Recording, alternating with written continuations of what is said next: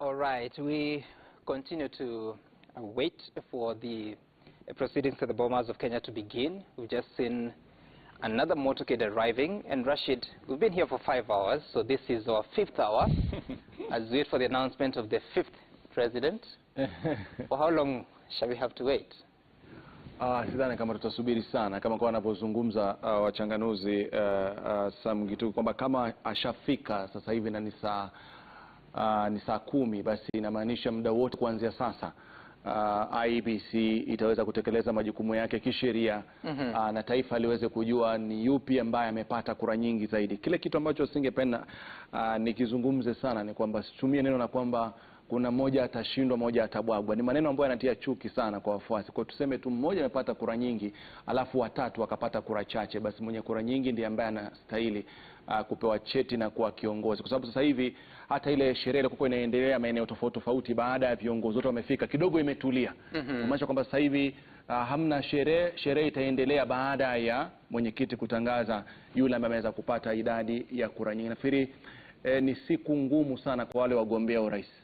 Kushinda wale wafuasi wanaosubiri kujua nani atakuwa rais wa tano. And the most interesting bit is that as we await at the arrival of former Prime Minister Raila Odinga, we've seen a motorcade, we're waiting to confirm if indeed that is him. Then it would be a rare occurrence because, Steve, in 2017, we didn't see all the presidential candidates at the Bomas of Kenya. In fact, the most significant candidate was the winner, that is Uhuru Kenyatta at that time. And I'm talking about the August 8th general election.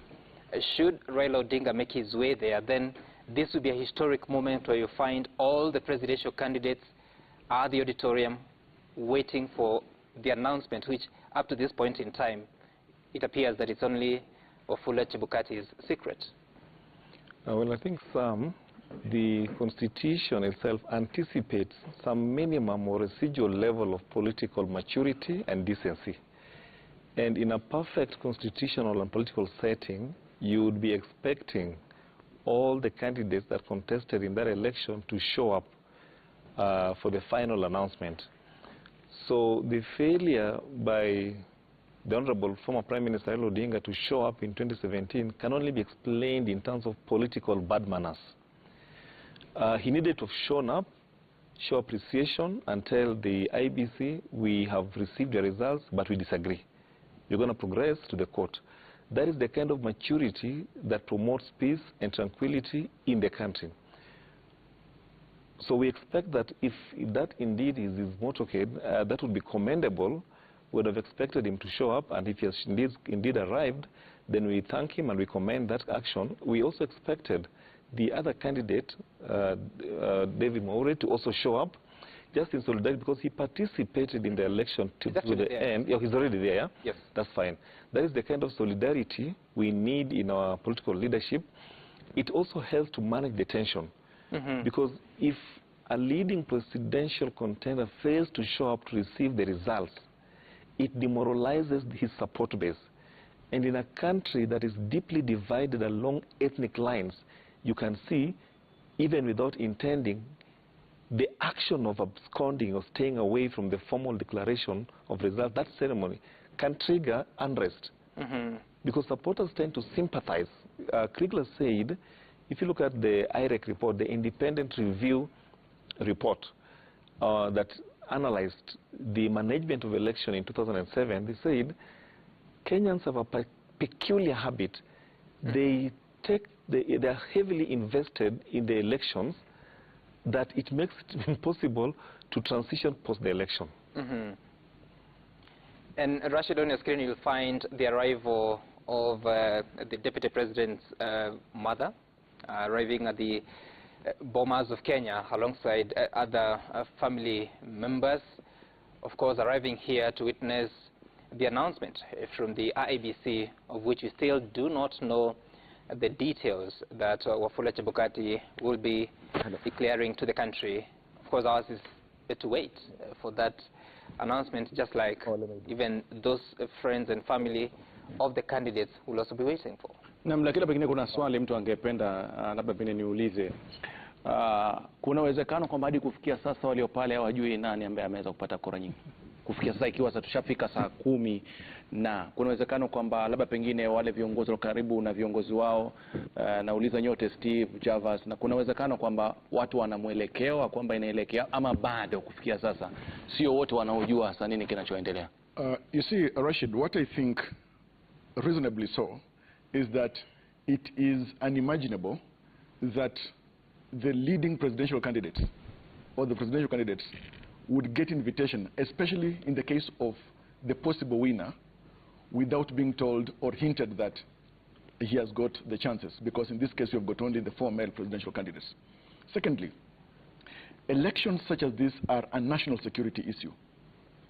It is unimaginable, improbable, that, for instance, the head of the military would be unaware of who has won this election. It would be unimaginable that the head of intelligence would be unaware of this who is the winner. It is improbable as well that the head of the team amongst the elite squad in the military that protects or provides security to the president is unaware of who has won this election. So looking at it from that, or from those kinds of lenses, it is possible that the person seated within Bomas right now, there are those who know who is the ultimate winner, possibly in this election, but it is just important that they embrace good manners and have civility throw its arms around them and wait for Chebukati, according by law, or to the law of the country, to make the official announcement. Naam, katika picha yako naangalia ni mama ambaye alimzaa William Ruto tarehe 21 Disemba mwaka 1966 kule Sambut kijijini Kamagut katika kaunti ya Uasin Gishu. Anajulikana kama Sarah Cheruiyot, ndio huyo ambaye amefika akisaidiwa kutembea mpaka tafutiwa mahali yake, sehemu yake ya kukaa. Kwa ni kwamba amekuja pia vile vile kusubiri na kuona kama mwanawe huenda akawa amepata nafasi ya kuwa rais wa 5 wa jamhuri hii ya Kenya. Nafikiri ni mojawapo ya hatua nzuri. Java sasa yuko na tabasamu, lakini kama mzazi yoyote yule katika siku kama leo ungetamani kwamba labda ile ndoto ambayo mwanangu anapigania, kwa wazazi ni furaha, kwa watoto pia ni furaha kwa wazazi wao, na pia vile vile kwa mke ambaye watu wameoa pia wanatamani kwamba mume wangu alichopigania akipate. Kwa hiyo siku muhimu sana kwa familia, ndugu, jamaa na marafiki. Kweli kabisa. Wacha niangalie kupitia kioo cha nyuma, pale ambapo hawa wagombea viti vya urais walikuwa wanawateua wagombea wenza. Je, asubuhi hiyo wagombea wenza hawa hawakujua? Walijua. Ndiposa wengine wao walikuja na familia zao kadhalika. Sidhani kama nikiangalia jinsi desturi ilivyo hapa Kenya, kuna mtu ambaye anaweza chukua jamaa na jamii nzima yake aende katika kikao, akitoka hapo atokwe na machozi. Sidhani kama mtu anaweza kuwa na furaha kama hiyo. Lakini wacha tusubiri tuone, kwa sababu kila mtu hapa amekuja na jamaa. Hatujaona ule ujumbe ambao umeandamana na wengi, manake hajafika Raila Amolo Odinga. Kwa hiyo tukiuona pia tutaangalia naye, kwa sababu tumeona tu magari ghafla yashafika katika mlango. Pia hatujamuona yeye mwenyewe kwa picha za moja kwa moja katika runinga. Kwa tusubiri, tukiuona tutakuja kujua kwamba je, ameandamana na nani na nani, alafu baadaye hizo hesabu utaziweka na kweli. Very interesting. I don't know if any of you was able to observe the events of 2013 as soon as the president-elect was declared by Isaka San, at that time the chair of IEBC, and maybe you could refresh our memories, if any of you remembers the change of guard, sort of activities and ceremonies that followed that announcement up until the president-elect that time left the auditorium, in what could be what you might see this evening, if at all there's a winner to be declared. Amazingly, because now it's almost 10 years. Yes. My memory doesn't serve me very right, but I think I was in these studios. But as expected, the person who's been declared president-elect, they normally, fall back to their official, say, communication centers, and meet and congregate with their supporters, And then we also know that officially there is the assumption to the Office of the President Committee, whose functions now kick in. So the protocols around the security detailing and other arrangements begin thereof. But in terms of the president-elect, those people around him, you know, close supporters and supporters around the country, we know it's a jubilation.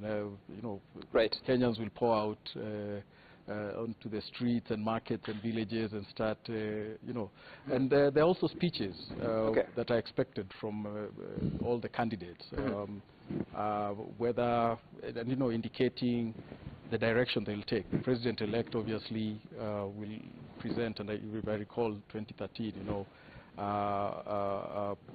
a speech of magnanimity, you know, promising to get to Kenyans together, to work together.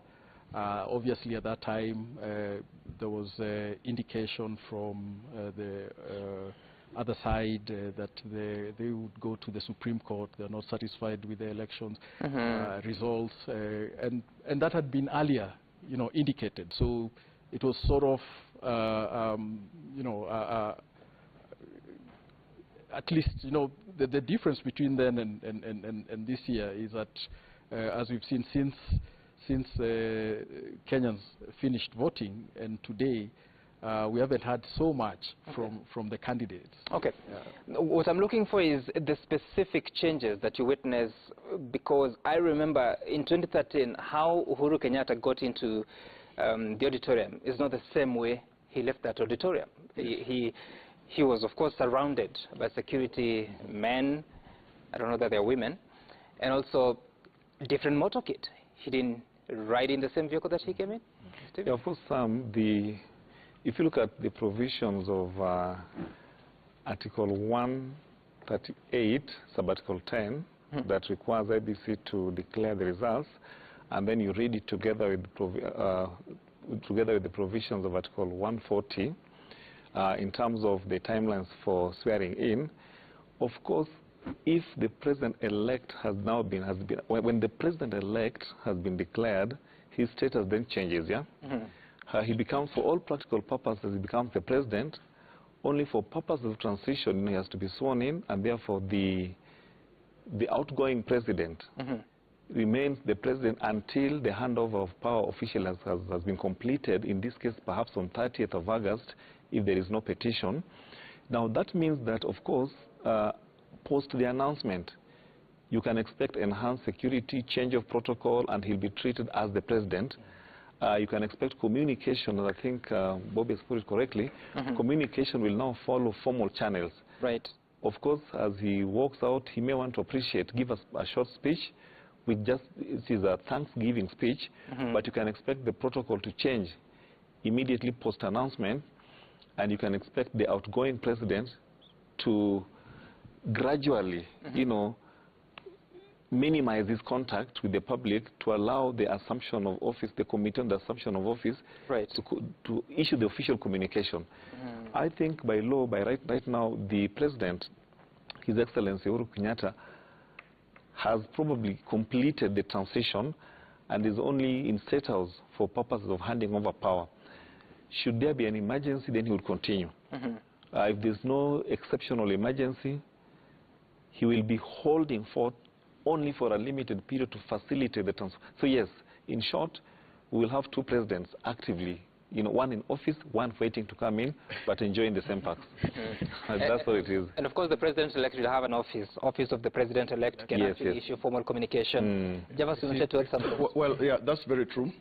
And then again, since the time when Kenyans went into election on August 9th, and new officials, new politicians, new leaders voted, you know, into office, we know that now the issue of incumbency, that's temporary, arises, becomes active. For example, right now, you know that we do not have a sitting parliament. All right? We do not have a speakers of both houses, the Senate and the National Assembly. There are some things now that, factually speaking, the executive can do to the limitation of the law, and also anticipating that the arm of government, that is the legislature, will, according to program or schedule of law, get to be sworn into office.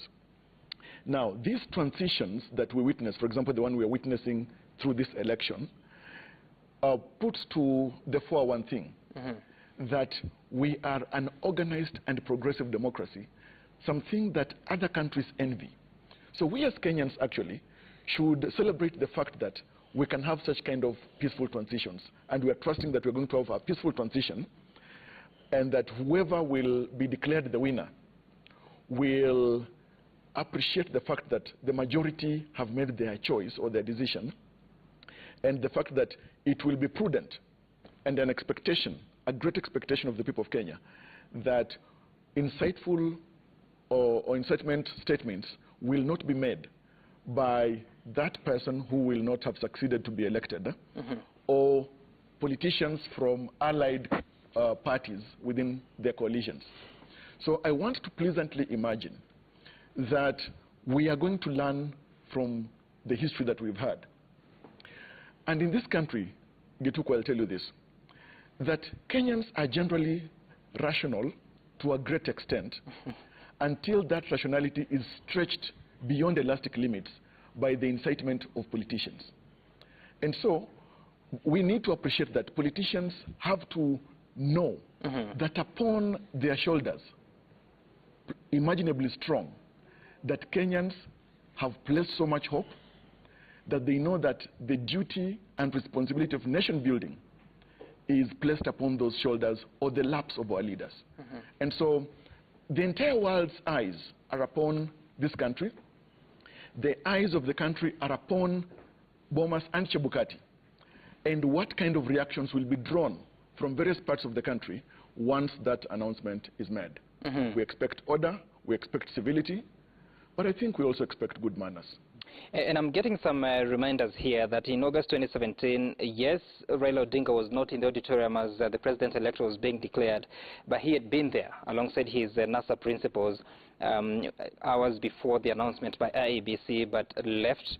Of course, they had also been pursuing some more time to allow for verification of results. That never happened, and eventually ended up at the Supreme Court, and that election was nullified. And Rashid, I'm being told that in 2013, something else also happened, because Uhuru Kenyatta at that time had already left cabinet. So had William Ruto, remember, in 2013. But as soon as they were declared president-elect and deputy president-elect, they were accorded special security, obviously, but also their homes, both in Nairobi and up-country, were secured, more security deployed to them. And of course, there was established the president-elect's office. It was at the KICC. So maybe these are things that may happen, whether it's Raila Odinga, whether it's William Ruto. And if it is William Ruto, then it's interesting because he's already the deputy president. So having an office of the president-elect, we don't know where it will be situated. If it is Rigathi Gachagua being elected as deputy president-elect, he'll have a special office also and more security to his home or family. And the same would happen to Martha Karua if she's elected to be deputy president-elect. The same sort of security would be beefed up at her home in Nairobi, but also in her upcountry home. And the same for Raila Odinga if you are to be announced the president-elect in this.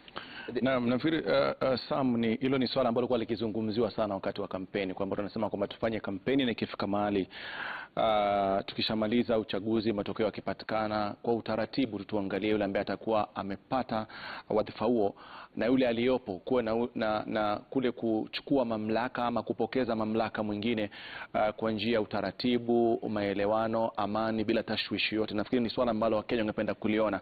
Lakini pia kwa taarifa ni kwamba ule msafara ambao tumeweza kuona wakati ule pale Bomas haukuwa msafara ambao tunatarajia uwe ni wa mgombea wa urais kwa tiketi ya Azimio la Umoja wa Kenya, Bwana Raila Amolo Odinga, lakini labda muda wote kutoka sasa tunatarajia kwamba msafara wake labda utakuwa unatoka maeneo ya Karen. Basi tukipata picha za moja kwa moja tutakueleza msafara huo unaelekea wapi. Lakini kwa hivi sasa ni kwamba kwa taarifa zonazo ni kwamba yale magari tulikuwa tumeona yakiingia pale haukuwa ni msafara wake. Lakini pia kuna jambo moja ambalo mmeweza kulizungumzia na unapozungumza kuhusu masuala ya kuchukua mamlaka kwa ofisi na kadhalika. Tukiangalia ule mseto wa viongozi katika kambi zote mbili, tunaona kwamba pale kuna watu ambao ni weledi wa kazi, kwamba kuna mtu ambaye ako upande wa Azimio, lakini mtu aliye katika Kenya Kwanza anajua yule jamaa ni mzuri kwa masuala fulani, na kuna watu ambao wako Azimio wakiangalia upande wa Kenya Kwanza anajua ni uzuri.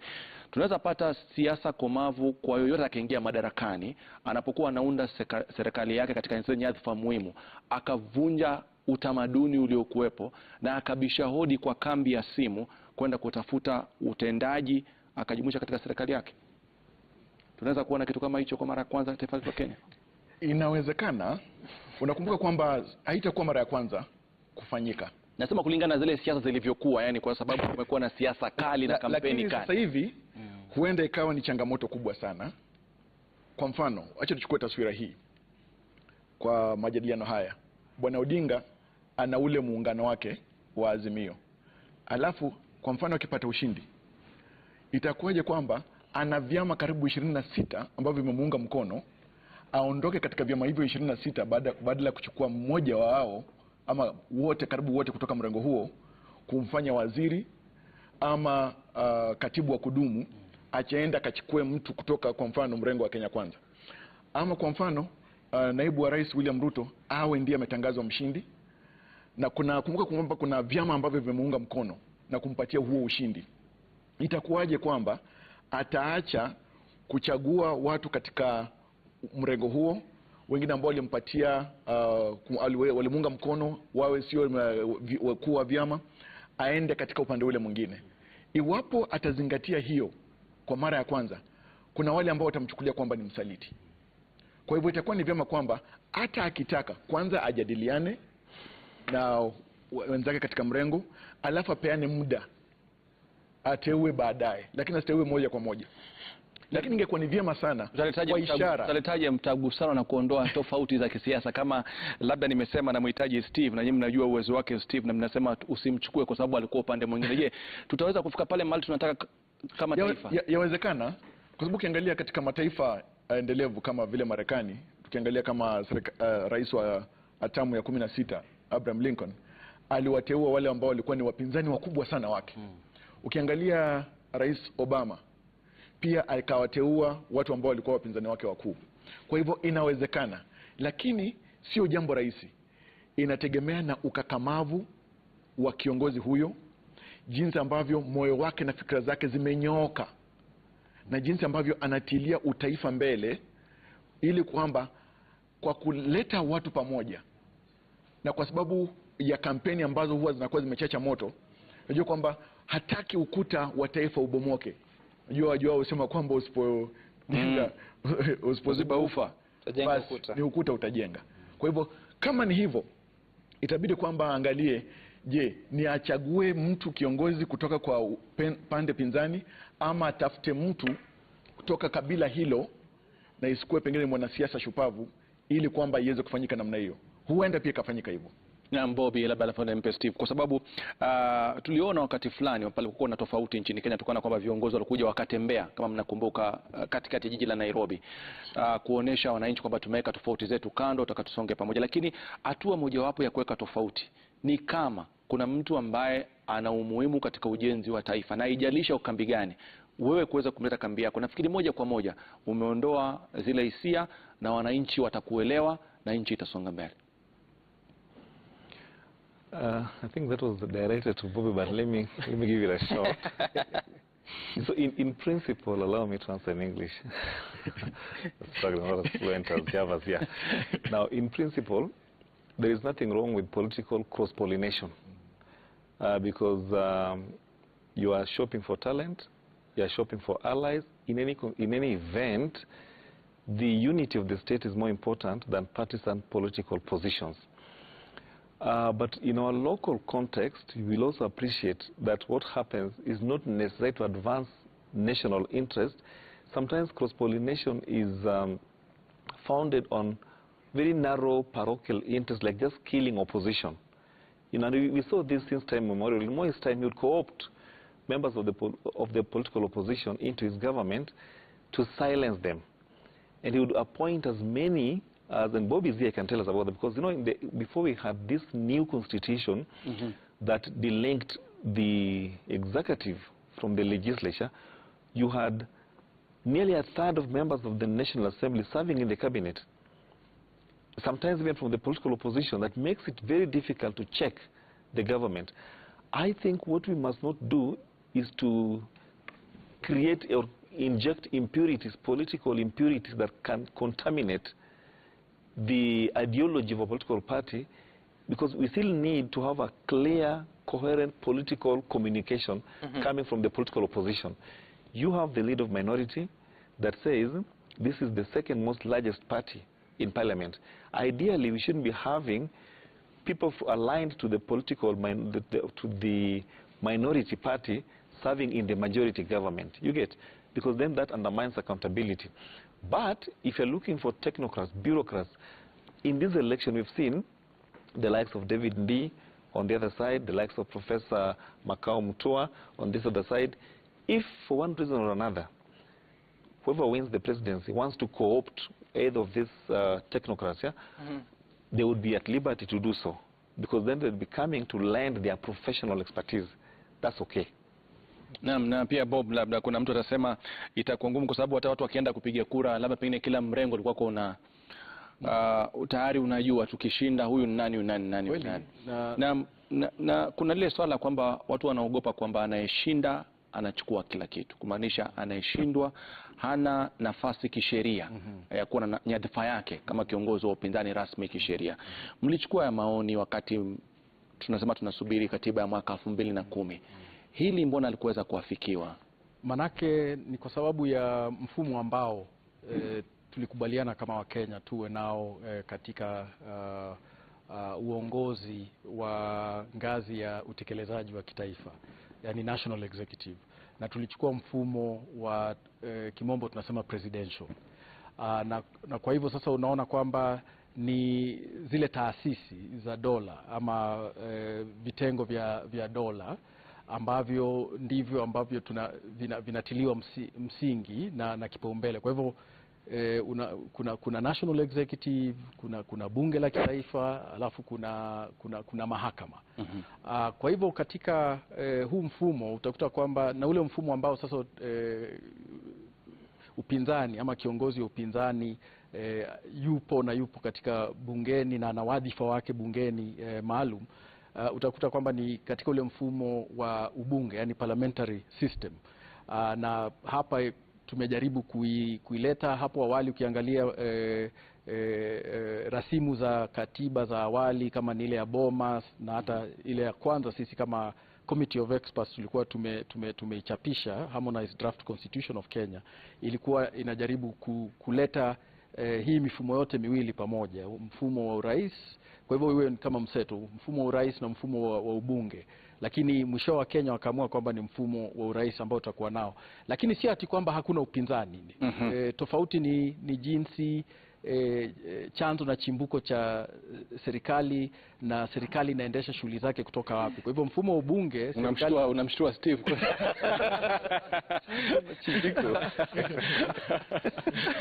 Kwa hivyo serikali inaendesha shughuli zake kutoka bunge. Unakuta waziri mkuu yuko bungeni, mpinzani wake ambaye ndio kiongozi wa upande ambao ulishindwa ama ulikuwa wa pili wakati wa uchaguzi, ndio anakuwa kiongozi ama kinara wa upinzani. Kwetu shughuli bungeni ambazo sasa zinaongozwa na tuseme yule ndio kiongozi wa masuala ama shughuli za upinzani, zinachukuliwa wadhifa unachukuliwa na kiongozi wa upinzani, leader of the minority. Na pia bungeni kuna ule upande ama wale wabunge na maseneta ambao ni wa kutoka chama ama mrengo ambao rais anatoka, na kuna wale ambao pia ni wa upinzani. Kwa hivyo si ati kwamba hakuna upinzani, ni mfumo tu na utaratibu wa jinsi upande wa upinzani unaweza kutekeleza majukumu yake. Kwa hivyo hilo ndilo tofauti, na tunaweza kumbuka kwamba manake hasa wakati ule tulikuwa tunaendesha mchakato wa BBI, kulikuwa na hilo swala la kwamba pengine hakuna kiongozi wa upinzani, ndiposa upinzani hauna mashiko ama ushawishi wowote. Lakini tukumbuke jinsi upinzani, na hata wakati ule mheshimiwa aliyekuwa waziri mkuu Raila Odinga kuanzia mwaka 2013 hadi mwaka 2017, yeye hakuwa bungeni, lakini jinsi alivyoendesha shughuli na kusimamia shughuli za upande wa upinzani. Na kwa hivyo sio ati kwamba upinzani hauna nguvu katika mfumo kama huu. And just a question, Steve, because whoever is declared the president and they find themselves, they're in State House, but they don't have the majority in Parliament. For instance, you don't have the majority in the National Assembly. So the lead of majority is not from your party.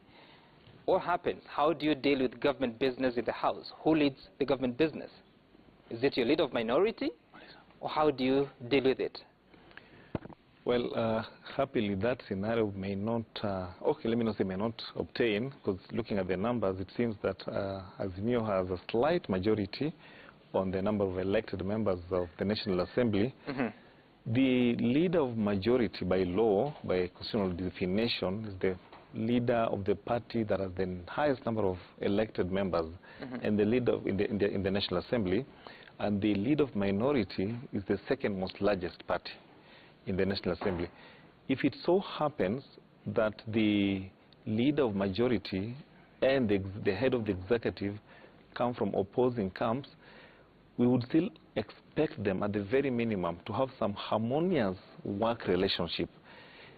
We will expect, Parliament has been designed to work independently outside the influence of the office of the President of the Executive.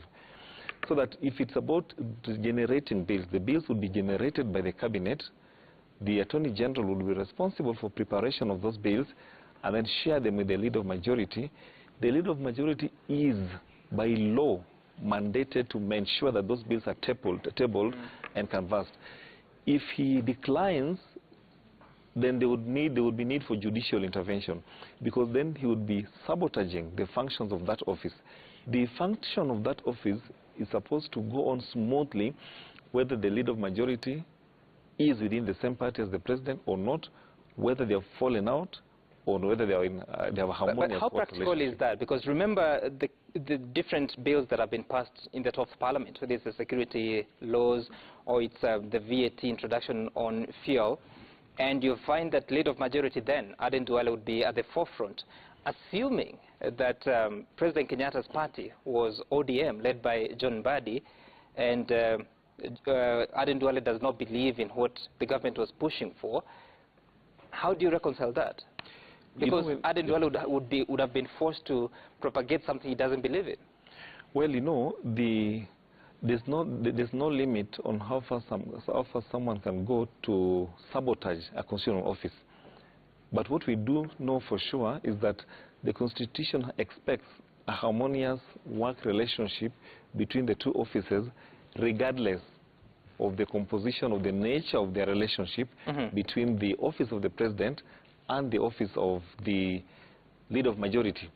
I think that scenario has not already played, but if it were to happen, if Parliament does not want to advance the legislative interest of the executive, then the executive is at liberty to move to court to compel them to pass legislation that are key.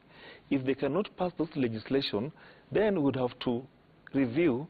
The political accountability would be the executive would then retreat back and say, you know what, I am going to implement the laws that have been passed by Parliament. If Parliament decides to sabotage national interest, then they do not punish the President. You punish the general population, which includes the voters. All right, it's now 4:30 p.m. We've been here for more than 5 hours waiting for the fifth. And I think, Lulu, we have to let go for another team to continue with the very important duty of waiting, because that's our work. My name is Sam Gituku. Nami nasema shukran sana kwa wageni wetu siku ya leo, lakini haimaanishi kwamba tunaacha kupeperusha taarifa hizi moja kwa moja, lakini kuna wengine ambao wanaingia sasa, wanashikilia zamu. Ni Wahiga Maura, Jeff Koinange, Vijiri Badili, Nabii Mashima Kapombe. Na bila shaka tulikuwa watatu, hatujabahatika kupata matokeo ya moja kwa moja kwa rais wa tano, lakini tuna wenzetu wanne wanakamilisha marais wa kwanza, wa pili, wa tatu, wa nne watakuwa wanaingia studioni ili watupe matokeo, yani nani atakuwa rais wa tano. Mtazamaji, nasema asante zaidi kutizama Citizen TV. Tunakupeleka moja kwa moja ukumbini Bomas ujue kinachoendelea.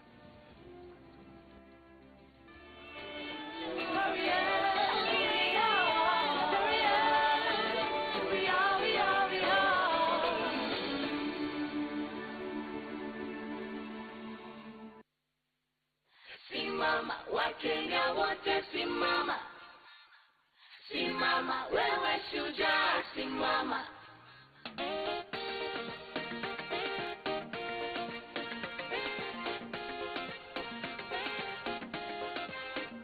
Nchi yangu, jukumu langu, mimi ni shujaa, shujaa. Najivunia taifa langu, mimi ni shujaa, shujaa. Simama, Wakenya wote simama. Simama, wewe shujaa, simama. Simama, Wakenya wote simama. Simama, wewe shujaa, simama. Kenya yaito beautiful, mazingira tobwate colorful. Aba Kenya na bantu wonderful, proud to be Kenyan, I'm grateful.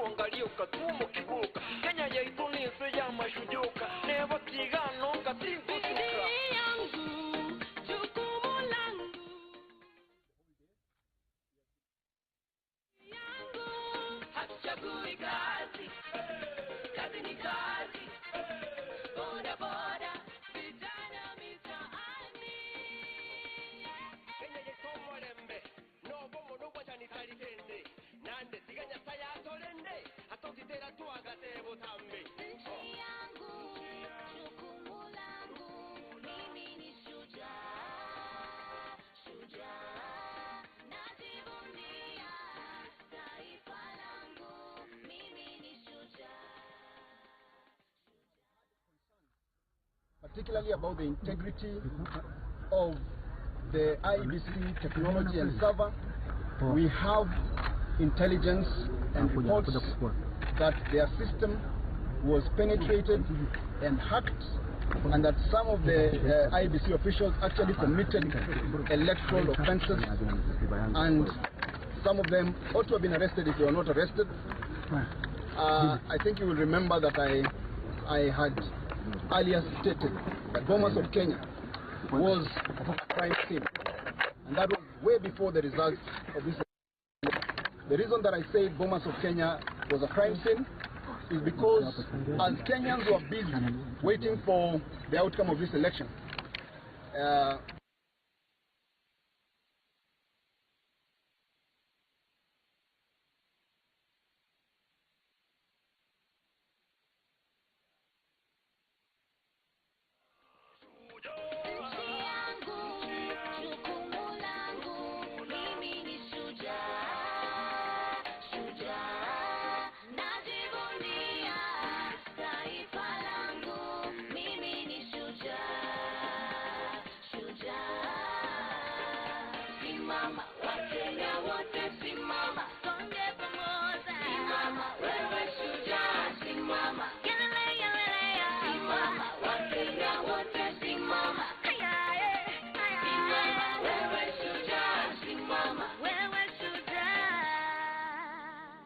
commission IEBC to account to the people of Kenya to deliver a free, fair, credible, verifiable election.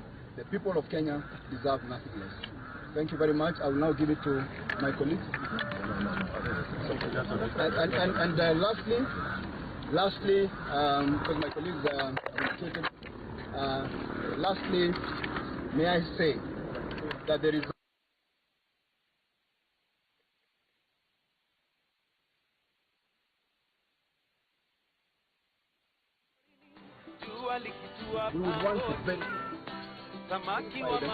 we will be able to know and to tell the Kenyan people, because a result that is not verifiable is not a result, and therefore that is our and the chairman had actually assured Kenyans that he will run this process transparently, which he has not. Is the party chairman, is party leader, presidential candidate coming here? I will not take questions for now, but we were not in a position to ask our party leader to come before we actually verified the results. So the first step was to verify the results, which we have not been able to do. Yes. Can you tell us about the Yeah, I think that's enough. That's enough. Thank you very much.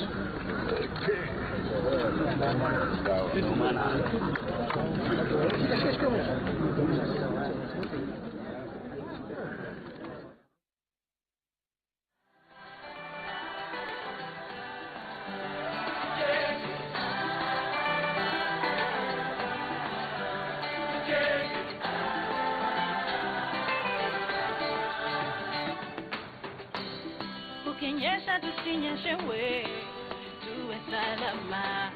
Serikali kaingilia, kapunguza gharama. Today finally here, tunahama.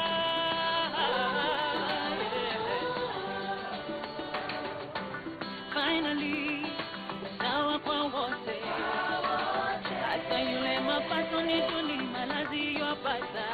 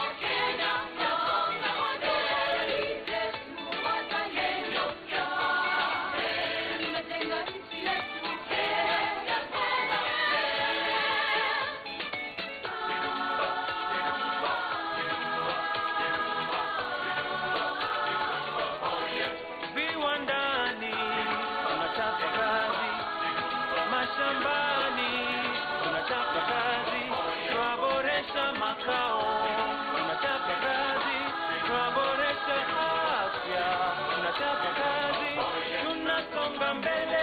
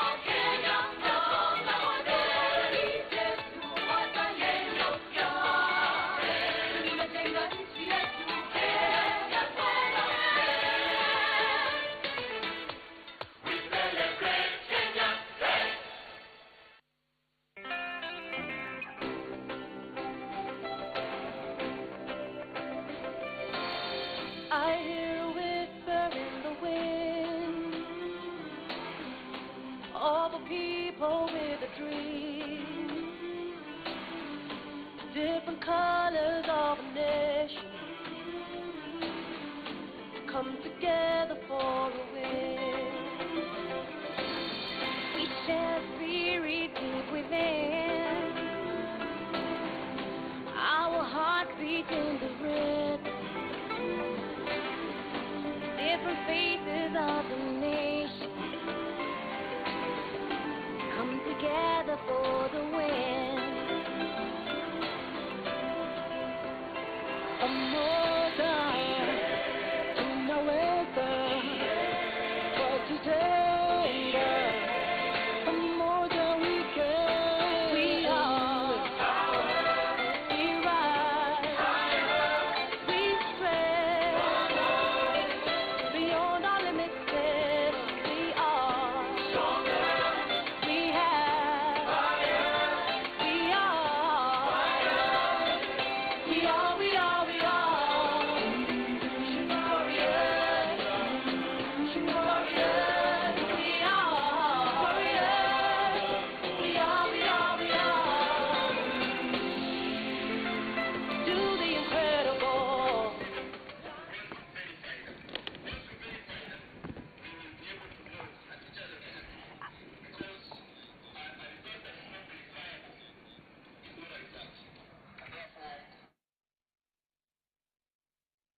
Is Kenya's Choice 2022, and many thanks for keeping it Citizen TV, even as we keep our cameras and our eyes fixed on the Bomas of Kenya, the National Tallying Center.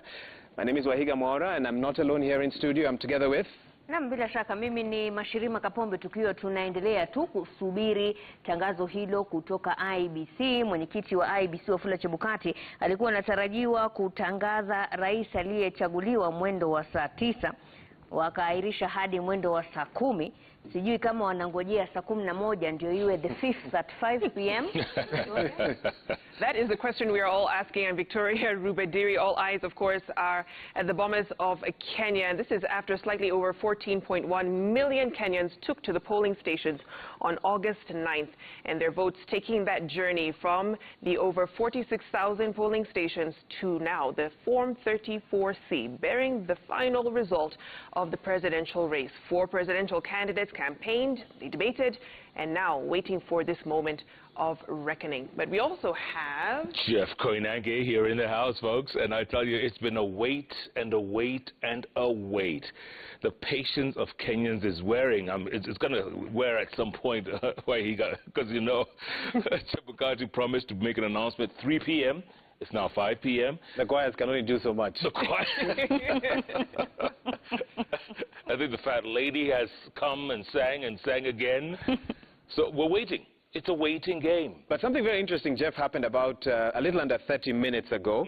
The chief agent of Raila Odinga, Saitaba Ole Kanchori, called for a sort of impromptu press briefing just outside that auditorium there at the Bomas of Kenya, and said some very interesting things that may shed light on why we continue to wait and why presidential candidates and their agents have actually walked out of Bomas, including members of the diplomatic corps, and are now holding impromptu meetings on different parts of the premises of the Bomas of Kenya. This is what Saitabao said. He said, this election is not verifiable from where they sit.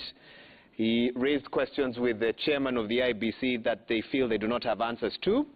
And when the chief agent of Raila Odinga was asked whether his presidential candidate is expected, he said that Raila Odinga will not be called to Bomas until his team has verified the results. I have agreed with them, and these results are contained in the Form 34C, a compilation of Form 34Bs from the 290 constituencies plus 1 from the diaspora vote. And so that's what we know at this moment. Obviously, you can tell that something is afoot for an announcement that was to be made at 3 p.m. Almost 2 hours later, no sign of the commissioners, a lot of activity there, and then this statement by the chief agent of Raila Odinga, giving us a bit of an idea of where the dispute may be, and that is what may have caused this particular delay. Thanks for staying with us, wherever you're joining us from in Kenya and around the world. And let me also introduce our guests who are here with us. Bobby Mkangu continues to remain with us, an advocate of the High Court. Thanks for your patience today and just for bearing with this. We want to pick your mind a little bit. We're also joined by Titus Mahanu, an advocate of the High Court. And Titus, I can start immediately with you. You listened to that press briefing. What do you make of it? Of course, under the Constitution, any candidate that has participated in an election has a right to either accept the results, has a right to reject the results based on how they view and based on the grounds that they feel ought to be put out in the public there. Okay. What do you think Saitaba was not saying? As to try and read into his intention, yes, a bit difficult, but what I can say is I foresee a situation where this election is going to be challenged. You foresee that, and we have some of the timelines, and we'll be showing our viewers a bit later on what that looks like. But my goodness, this is quite a trend. Definitely, if the elections are going to be challenged, we are looking at a scenario where the petition challenging the declaration has to be filed within 7 days. And 14 days after filing of that petition, the Supreme Court needs to determine it. Now, the question will be, or it will depend as to how the verdict will come. If the Supreme Court will be able to overturn the declaration, then we are staring at another 60 days, within which another fresh election needs to be held. And of course, we are looking at probably towards the end of October before we can conclude this exercise of elections. Na nadhani Mkangi, ukiangalia jinsi hali ilivyo pale, baadhi ya viongozi kutoka pande zote mbili walikuwa wametulia awali. Sasa hivi unaona ni kama wengine wanatoka, wengine wanarudi, wengine wanapigana pambaja. Je, inakupa matumaini kwamba kutakuwa na tangazo leo la rais aliyechaguliwa? Nadhani manake mwenyekiti na tunasema ndio tuseme mwenye shughuli ya leo, Mheshimiwa Wafula Chebukati alikuwa amewatangazia Wakenya na tunaweza kusema ulimwengu mzima, manake macho yanaangazia Kenya leo, kwamba atatoa taarifa ama matangazo yake rasmi kuhusu ni nani ameibuka mshindi wa uchaguzi wa urais wa mwaka huu hivi leo, na hata alikuwa ametaja kwamba hii shughuli itaanza saa 9 mchana. Kwa hivyo nadhani ataendelea na shughuli na atatoa matangazo yake.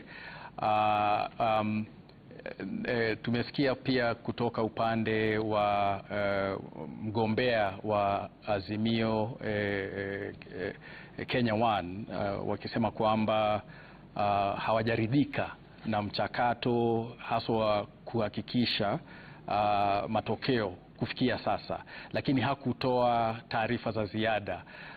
Pengine kwa upande wao manake wanajua siku za makataa. If I can interrupt you, just to let our viewers know, there seem to be some leaders exiting the Bomas of Kenya. I've seen outgoing Murang'a Governor Mwangi wa Iria is leaving.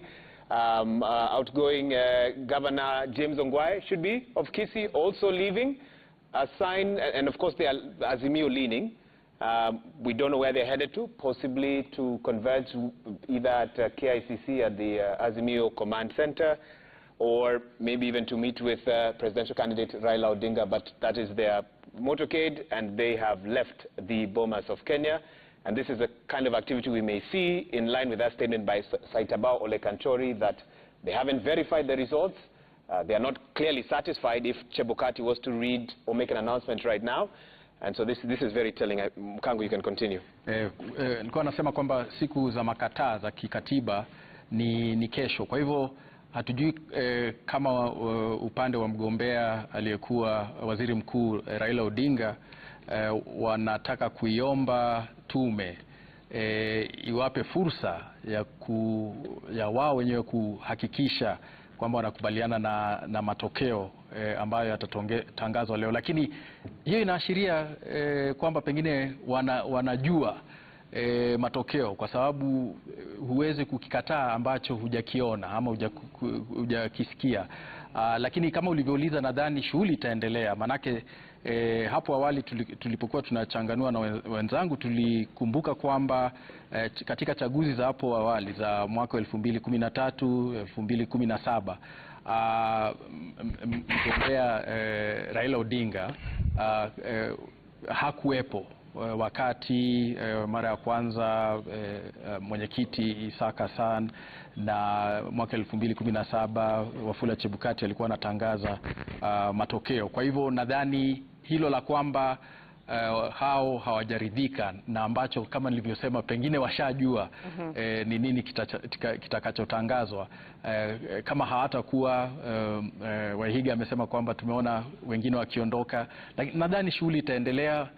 Wafula Chebukati atafanya matangazo yake, na kwa sababu huu sio mwisho wa mchakato, manake matangazo ya Wafula Chebukati sio hapa, mfumo wetu sio kama nchi jirani Tanzania, ambapo hakuna fursa ama nafasi ya kupinga matokeo katika mahakama ama katika taasisi nyingineyo. Hapa kuna hiyo fursa, na kama hawajakubaliana nayo basi wana yeyote, manake hata sasa hatujajua matokeo.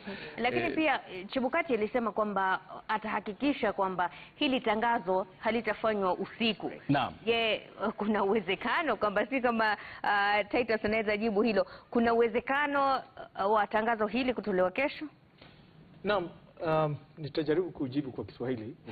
Kulingana na sheria, kuna sheria ambayo inaitwa Interpretation, General Provisions and Interpretation Act, Cap 2 ya Kenya, ambayo inapatia mwongozo kamili wa kuchanganua mambo ya muda, kwa sababu kikatiba Chebukati amepewa siku 7.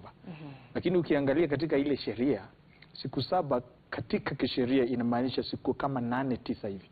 Manake siku ambaye jambo lafaa kufanyika huwa haihesabiwi. Kwa hivyo bado ana muda, na hata ikiwa labda kungekuwa na kazi imemzidia hivyo, kana kwamba hawajamaliza mambo ya verifiability, angeweza kuenda kotini na kuuliza muda zaidi. Manake katiba haijatoa mwongozo kamili ya kwamba siku 7 zinapoisha basi hiyo shughuli inakuwa imeishia hapo. Hapana, imesema tu ana uwezo wa kutoa uamuzi wake chini ya muda wa siku 7. Lakini kwa sababu tuko na Supreme Court hapa Kenya, ikiwa huo muda umemuishia, anaweza enda kotini akauliza muda zaidi. Okay. Bobby, let me bring you in here because there's a lot of speculation, especially on social media, as to what appears on that Form 34C and whose signatures should be appended on it. I've been seeing talk of some chief agents refusing to sign that form. Are they needed for that declaration to be made? Well, at the end of the day, and we've seen even forms that stem from the polling stations, which some do not have signatures from the agents, and so that detail is recorded, and the signatures from the agents indicate a consensus, an agreement with what is indicated in those forms. So at the end of the day, the forms were still transmitted. The returning officers still did bring them to the National Tallying Office. So it is not the signatures of the agents that particularly legitimize the legality of the form itself, because it's a form that is of the honors of the chairperson of the IEBC as the National Returning Officer. So the signatures from the agents, at the end of the day, do infuse a level of credibility and agreement as to what they indicate, but it does not stop the National Returning Officer from declaring the elections because one side has refused to sign or has indicated reservations with what is in the form. So at the end of the day, if the chairperson decides to make the formal declaration, he will go ahead and do it and indicate that there were reservations from whatever side it was and the particular aspects of the reservations. And then those issues will be dealt with in the next step, and especially so if the side which is opposed to the declaration and the content of the form does choose to use the next step, and that is to petition at the Supreme Court. And basically, just to probably an addition, the moment you see a candidate to an election or their representatives objecting, disputing, or refusing to sign Form 34C, just like at the polling stations, you are you ought to know that you are staring at an election petition. Na Titus, kidogo tusikize kile ambacho kinaendelea, maana inaonekana kwamba kuna nyimbo sijui ni za sifa ama ni za nini. Hebu sijui kile ambacho kinaendelea Bomas.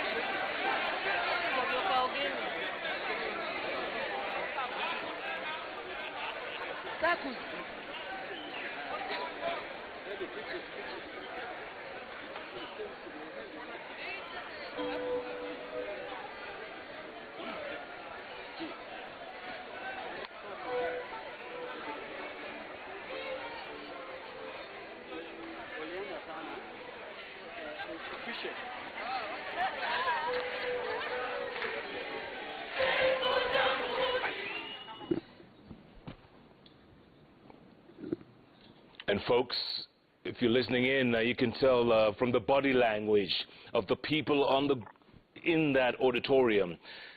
It's very telling. It's very telling. You can see Kenya Kwanza are literally going with the flow. And a moment ago, you saw the likes of CI, Governor-elect James Orengo, leaving this area. And his body language said it all. Wahiga, I don't know if you noticed that. There's a lot of movement here. This is a secure part of the auditorium. It's very hard to get in there, Jeff.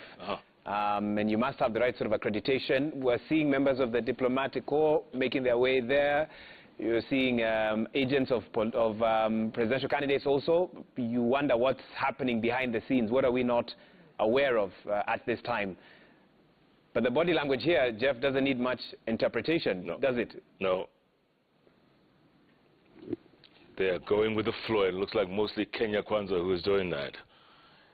And so here's what we know so far. About 40 minutes ago or so, after silence from the agents of both leading presidential candidates, Saitabao Ole Kanchori had an impromptu press briefing just on the lawn there of the Bomas of Kenya. He said from where they sit, the verification was opaque. They did their tally and they have not been able to access the Form 34C. They have questions. They believe the election is not verifiable. And for that reason, they will not be asking or inviting their presidential candidate to make his way to the Bomas of Kenya until they have that confirmation. So that is their challenge at this particular moment. Remember, a few days ago, Saitabao had actually walked up to the dais there and stated that the Bomas of Kenya is a crime scene. Remember, also, Wafula Chebukati had stated that he will make this announcement during daylight hours. Jeff, we have about 52 minutes to 6 p.m. If he wants to stick within that, he's got another 52 minutes or so to make that announcement. But I'm told we also have some more news from the IBC. Mashirima. Naam, bila shaka zile taarifa ambazo naarifiwa kwamba tuendelee kwanza huku tukingoja taarifa hizo ziweze kuthibitishwa, lakini kama tumekuwa tukisema hapa, hizo nyimbo si za sifa, ni za uzalendo, lakini inaonekana ni upande mmoja ambao unahisi kwamba ni wazalendo hivi sasa. Tumekuwa tukitarajia kwamba tangazo hili litafanyika toka saa 9, lakini baadhi ya viongozi haswa kutoka Azimio la Umoja tumewaona wakiondoka kutoka hapo Bomas. Kama alivyosema awali Wahiga, ni kwamba wakala mkuu wa upande wa Azimio Saitabao Ole Kanchori alikuwa na wanahabari hapo awali na kusema kwamba wanatashwishi kwa sababu hawajaweza kuona hiyo fomu 34C ambayo ndio imejumlisha matokeo kutoka zile fomu 34B. Kumbuka walikuwa wanahakiki fomu 34A zilizokuwa kwenye Kim's kit, kisha wanalinganisha na zile original copies, kisha wanalinganisha na kile ambacho kilikuwa kimenakiliwa kwa 34B na kuzijumlisha kwenye fomu 34C. Kile ambacho tulikuwa tunatarajia ni kwamba hadi kufikia sasa Wafula Chebukati atakuja na fomu 34D ambayo ndio cheti cha kumkabidhi mshindi wa uchaguzi huu wa urais. Kinyang'anyiro ambacho bila shaka kimekuwa kigumu, sijui nisemeje, manake zile takwimu ambazo tumekuwa tukiona ni kwamba hawa wagombeaji wawili wakuu wamekuwa kikaribiana sana.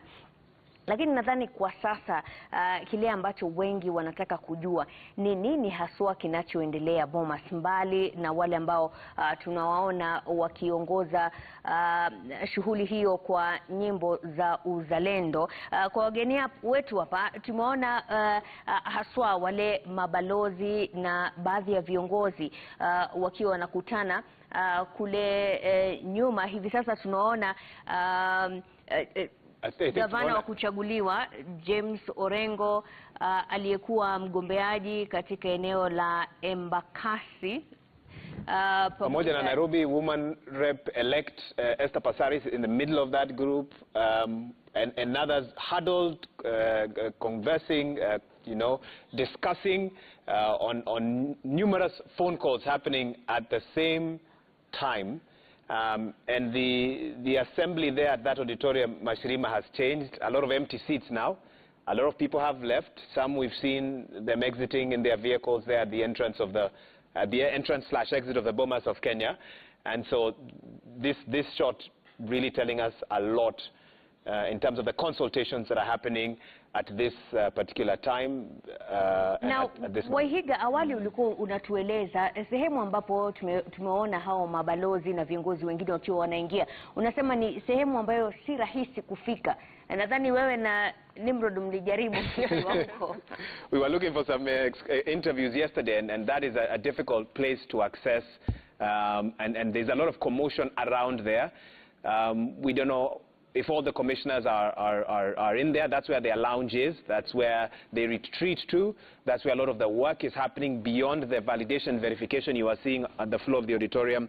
There's a lot that was happening behind that corridor where the rooms are placed. Many of us journalists who are at the Bomas were not able to access.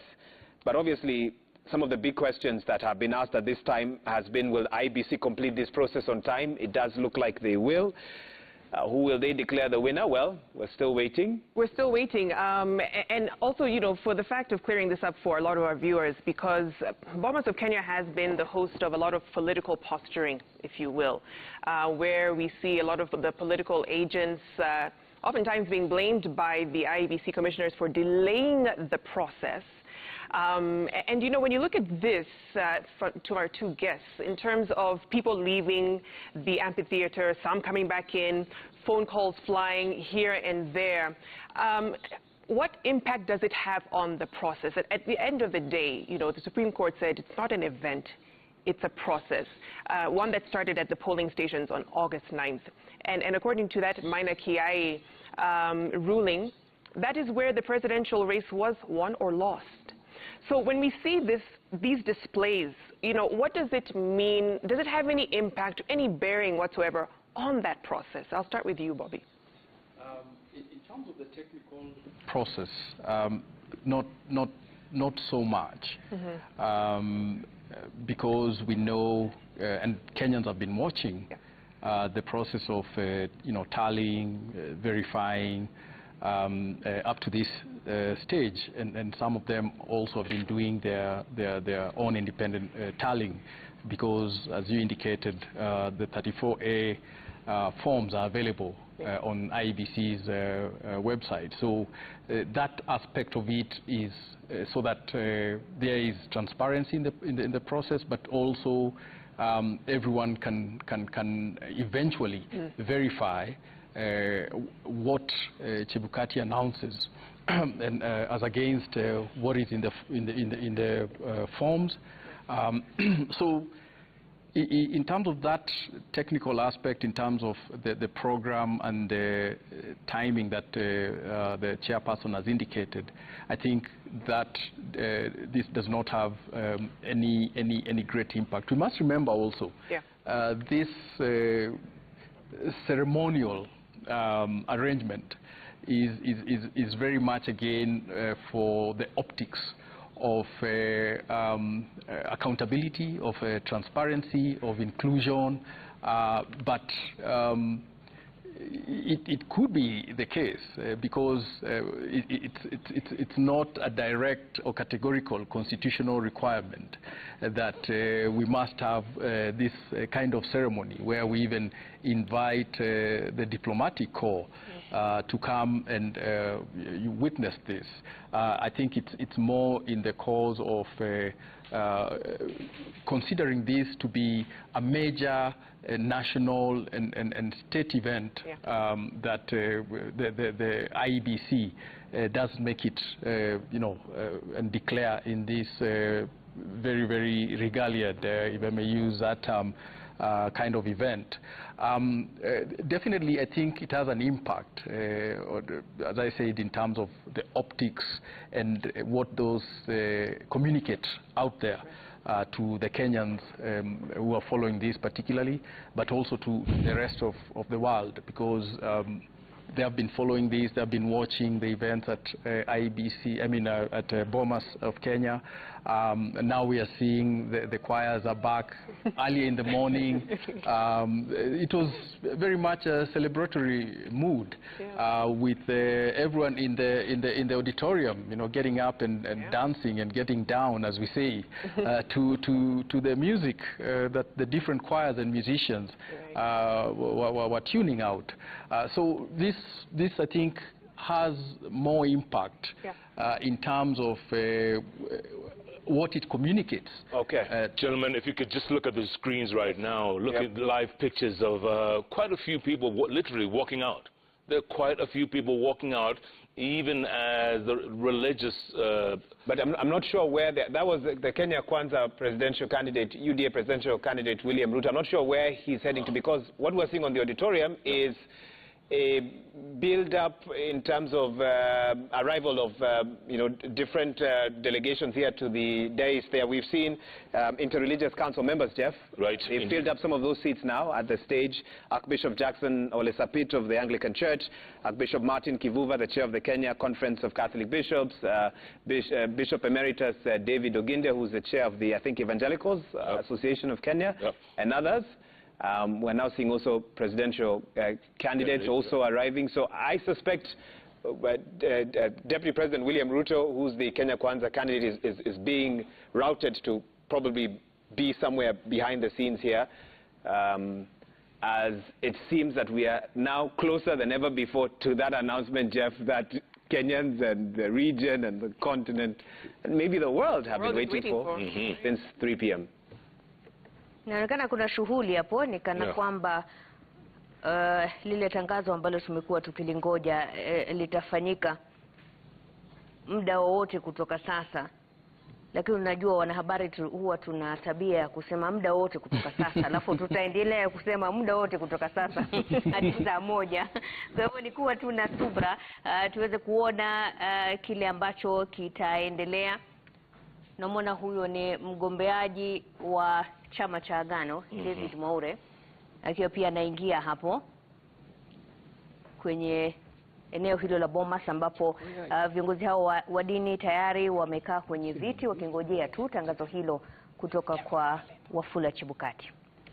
And I think everyone will be keenly following Jeff, the announcement that Wafula Chebukati makes, whether it aligns with Article 138 of the Constitution. The requirement to avoid a runoff would be to have a candidate who receives 50% plus one votes across the country, and at least 25% of the votes cast in each of more than half of the counties. And there's been a lot of speculation that could this be the first run of the country? We'll see. Well, the man and the team that know could be stepping up onto the screen there. Any moment from now. Any moment from now, Jeff. Literally any moment.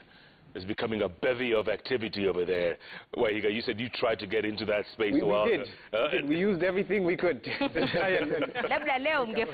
Our way there. The security team has been enhanced almost 3 times this week. There was a lean team on Tuesday into Wednesday.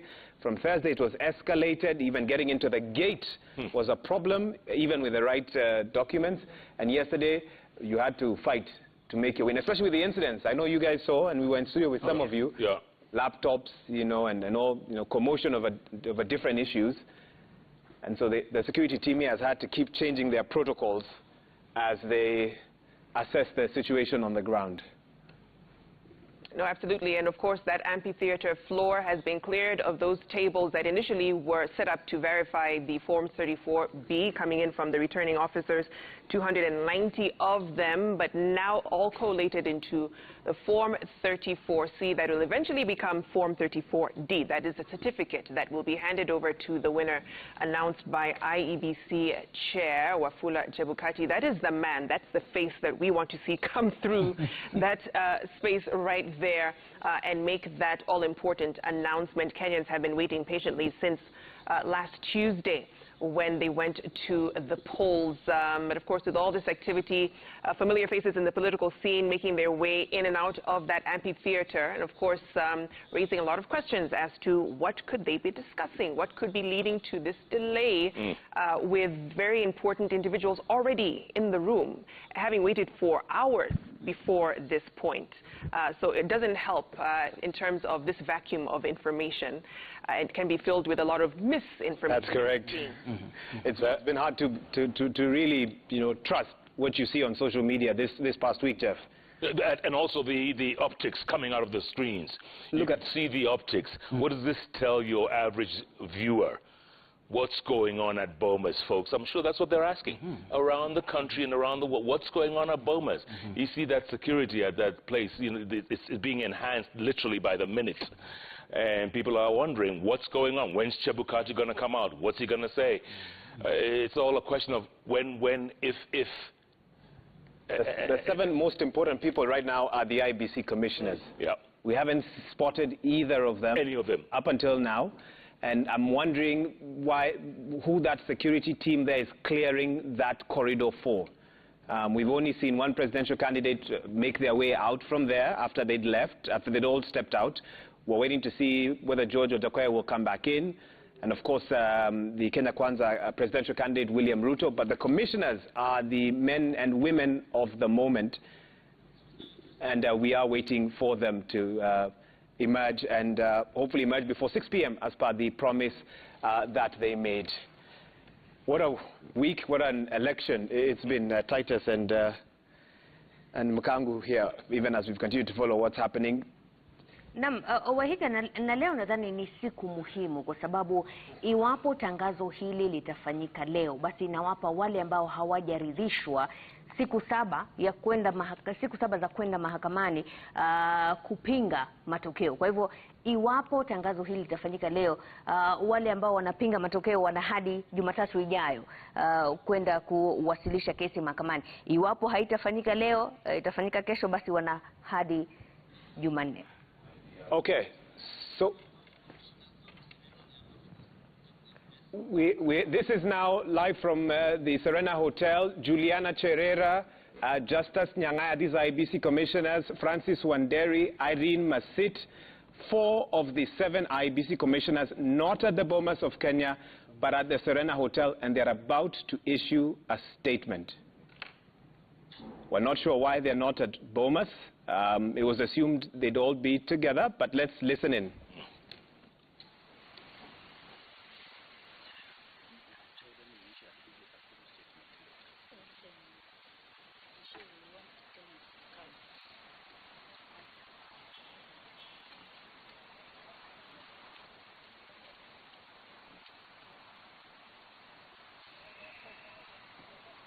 Ready?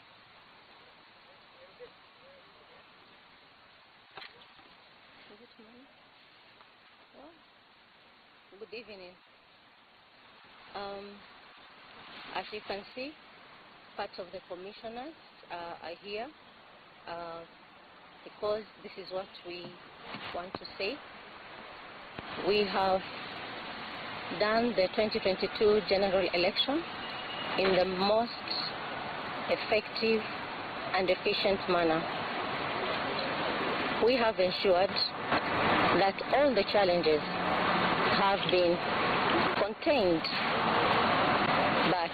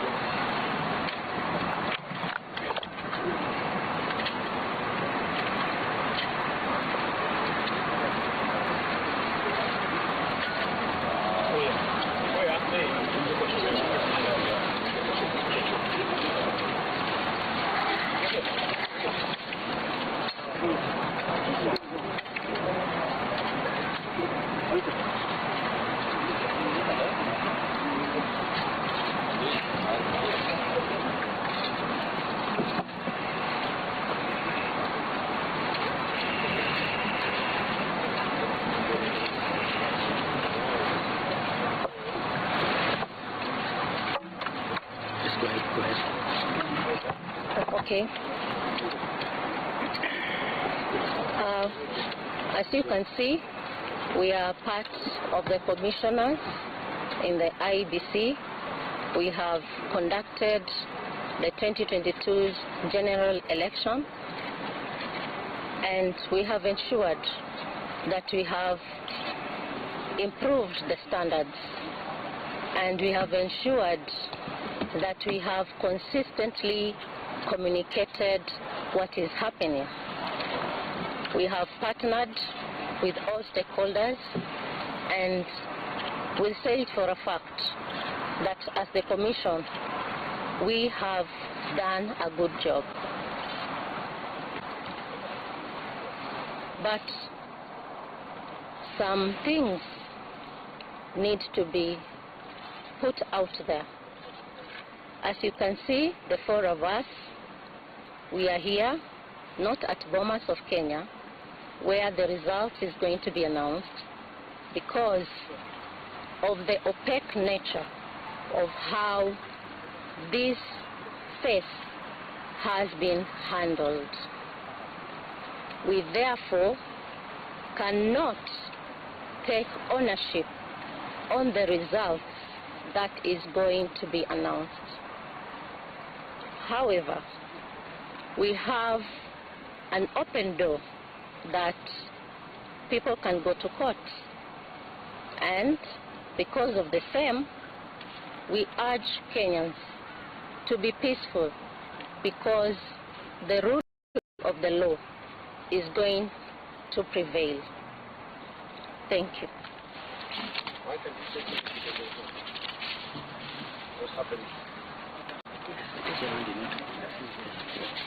I said because of the opaque nature of this last phase of the general election, and we are not able to take ownership of the results that will be announced. We are going to give a comprehensive statement, but this is from us, the four of us, and again, we urge Kenyans to keep calm. There is an open door that people can go to court, and the rule of law is going to prevail. Thank you. What do you mean by people can go to court? Some of the forms 34A have not been verified by the Azilian. What is not happening? We have said. Have you just come? Commissioner. Yes. Commissioner. A recap, because we are not going to take questions. Agreed. We will give a comprehensive detail of today's. I have said. When is that likely to be? They want a recap. There are people who miss. Yes, yes. We are saying we have upped the standards of election in this country. We have step by step faced the challenges that have been there. At the same time, we have ensured that things are running despite everything else. Now, we are not at Bomas of Kenya because we cannot take ownership of the results that is going to be announced because of the opaque nature which these results have been handled. We'll give details of this opaque nature very soon. Why are you doing this now? Why are you doing this now?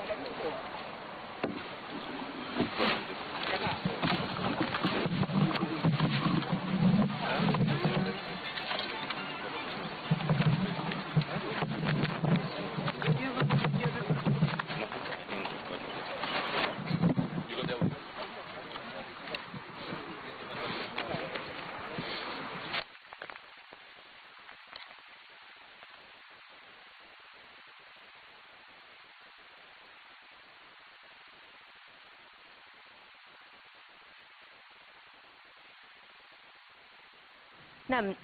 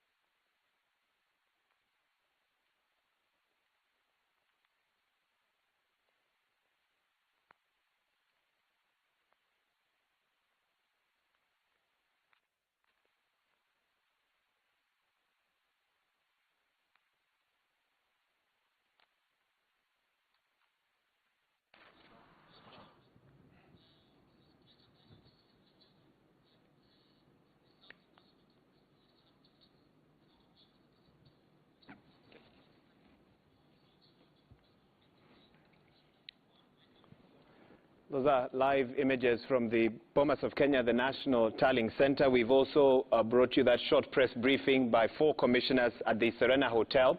What is emerging is a split at the IEBC with Wafula Chebukati, the chair, and 2 commissioners who had earlier on made their way to the dais there at the Bomas of Kenya, possibly to release the results.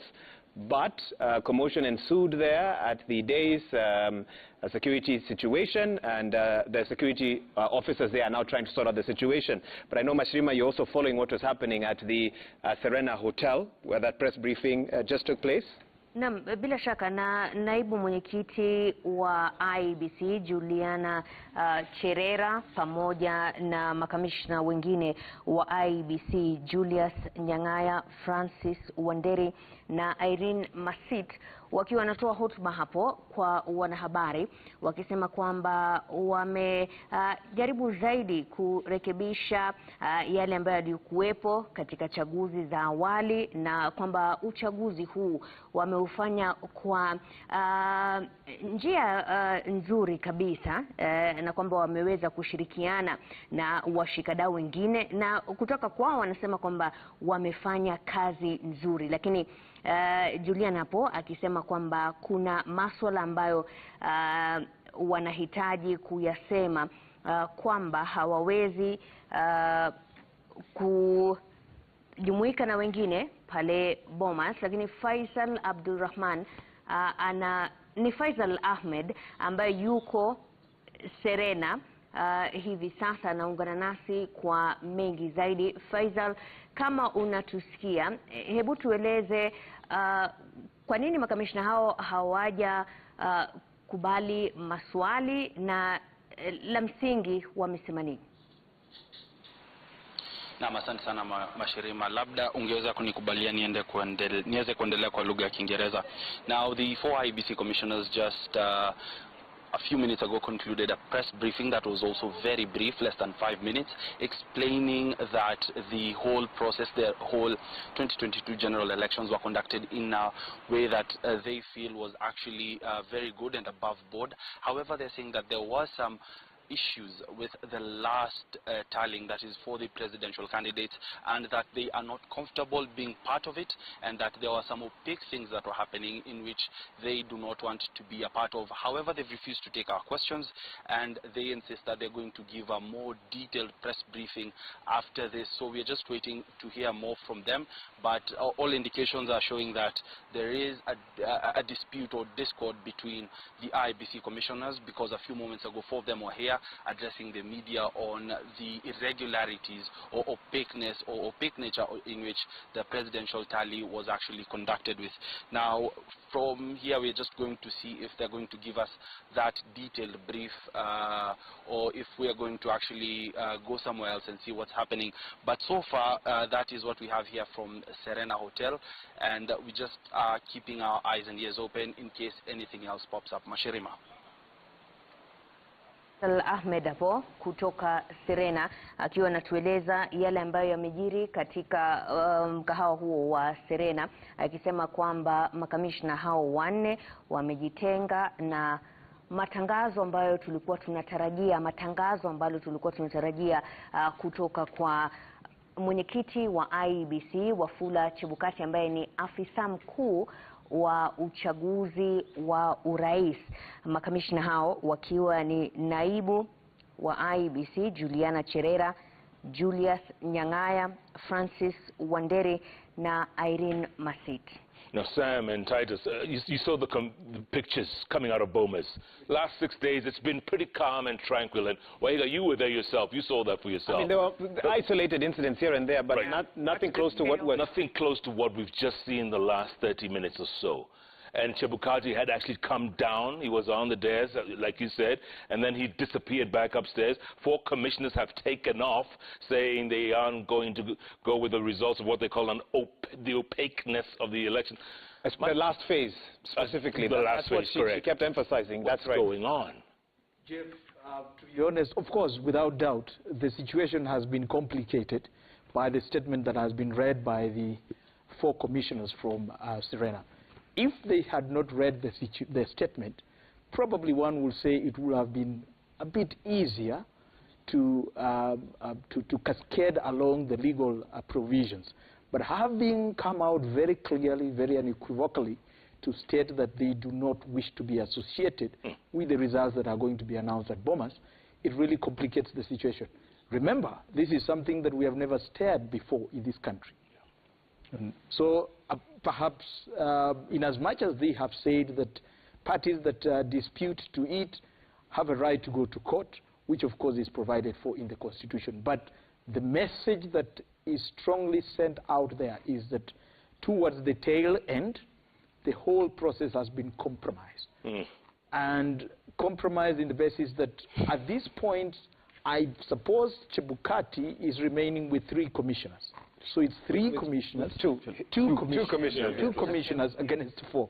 And I mean, in all strings of imagination, I wouldn't want to speculate, but how does it come to a point where 4 people are disputing against 2?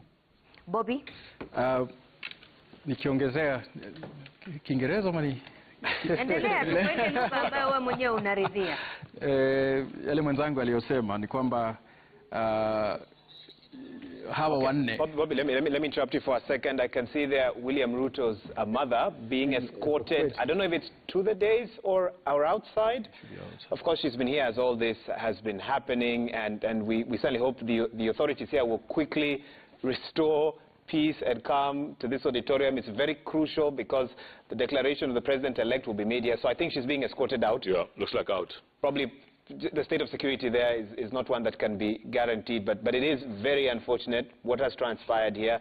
And I don't know to both my guests here whether the Constitution envisioned a situation where there's a split in the commission. I know 2017 wasn't easy either. You remember Rosalind Akombe, the then commissioner, left just before the fresh election on the 18th of October 2017. And thereafter, you know, there were a lot of questions about how the commission had been running, whether they'd been united as they moved forward, but somehow they were able to soldier and weather whatever storm they went through and give Kenyans a decision. But this time round, it seems that that will not be the case. What does the Constitution say about a split in the IBC, if that was ever a discussion, Bobby? One, I wanted to give that dynamic in terms of the optics, that the 4 commissioners, if I'm not wrong, are the newly appointed commissioners, the ones who came into office September 2021, yeah, I believe? last year. Yeah. And so we're probably seeing that institutional, you know, split. But in terms of the constitutionality and legality of what was intended today, we have to remember that, yes, the commission comprises, you know, constitutionally of the chairperson and the commissioners. So there is the sense that the chairperson is an institution unto itself. And that's why when you look at Article 138(10) and why the chairperson is the national returning officer of the presidential election, it does give that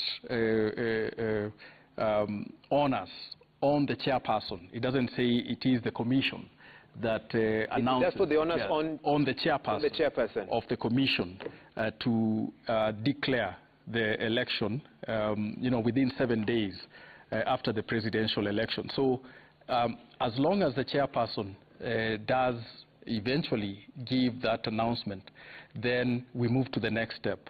But as he said, it definitely compromises the legitimacy of that announcement that the chairperson will give. However, just hold that thought if you want for a moment, because we've got our own Francis Gashuri on the floor of the Bomas of Kenya right now, the nerve center. Francis Gashuri, if you can hear us, what is going on? Check, mic check, mic check. Mic check is fine, Gashuri. You can go on. What's going on? You're talking to the studio. Gashuri, if you can hear us. Jeff, I can hear you. Good afternoon. Doesn't look like a very good one here at the Bomas of Kenya. What started as a very patriotic event escalating into scenes of violence. And this began with a news conference outside the Bomas of Kenya, where the Azimio la Umoja presidential candidate's chief agent in the presidential race, Saitabao Ole Kanchori, addressed the news conference and said that they were dissatisfied with the process, together with the other agents from the Azimio team, claiming that they had not been given access to the Form 34C. This is the form that tabulates all the presidential election results in the August 9th, 2022 presidential race. And as soon as Wafula Chebukati, the IEBC chairman, made his way to the auditorium to make a declaration of the presidential election results, violence broke out. At the main podium, we could see Narok Senator-elect Ledama Ole Kina, together with Saitabao Ole Kanchori and other Azimio leaders who are expressing their dissatisfaction with the results that Wafula Chebukati, the IEBC chairman, was just about to announce insofar as the presidential election results is concerned. And so some pandemonium broke out. There were people who went to the main podium, tried to rough up the IEBC chairman. Some of the seats there were thrown away. The podium from which the IEBC chairman was to make the declaration was also roughed up, but eventually it has been reconstructed, and security now intensified. Even members of the family of the deputy president who are seated here at the auditorium, including his mother and the children, have been evacuated from the building to a safe space where the deputy president also was at the lounge where he was waiting together with other presidential candidates in the August 9th race, George Wajakoya of the Roots Party, and Agano Party is Wahiga Mwaure. Now, the question that remains to be responded to, Wahiga, Jeff, at this point is whether the results will be announced or not. We understand that the IEBC chairman, Wafula Chebukati, is still within the precincts of the Bomas of Kenya, and security arrangements being made. We can see the religious leaders, among them Archbishop Jackson Ole Sapit of the Anglican Church of Kenya, Archbishop Martin Kivuva Musonde of the Catholic Archdiocese of Mombasa, together with other members of the Interreligious Council, have made their way back to the auditorium. Security now intensified under the leadership of Nur Gabo. Nur Gabo is the Deputy Inspector General of Police, together with other senior police officers. A contingent of General Service Unit officers came in and restored calm. What we now wait to see is whether IEBC Chairman Wafula Chebukati will come back here and make the declaration insofar as the presidential election result is concerned. Remember, Jeff, also 4 commissioners of IEBC, Vice Chair Juliana Huonge Cherera, Commissioner Francis Wanderi, Commissioner Irene Cherop Masit, Justice Nyaya, went and addressed the conference in a hotel where the disputed results that are just about to be declared by IEBC Chairman Wafula Chebukati, claiming that the process of valid verification here at the Bomas of Kenya was opaque and would not be part of the results that are just about to be announced. So tense moments here, Jeff.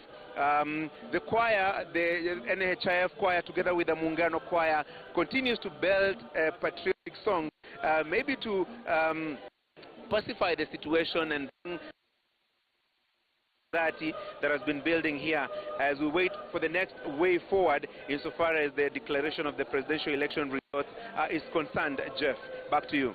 You know what, Gashuri, we actually did get that press live from Julia Cherera and the other commissioners saying that they will not take ownership of the results that are about to be announced by IEBC Chairman Wafula Chebukati.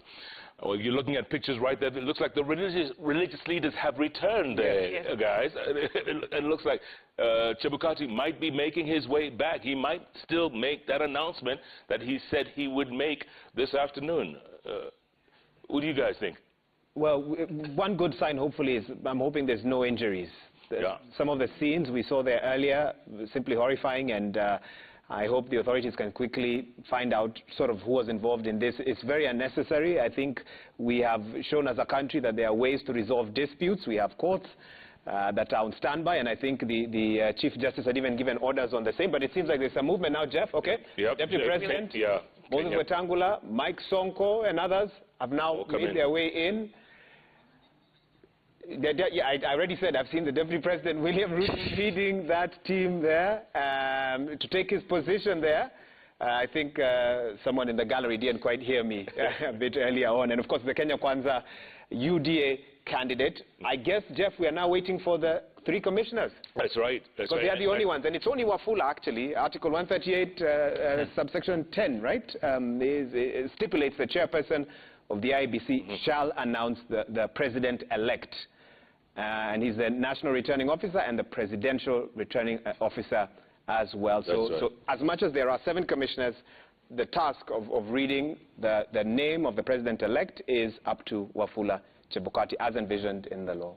It looks like everyone's standing right now, which is a sign, guys. It's a sign. Let's listen in. Let's listen in.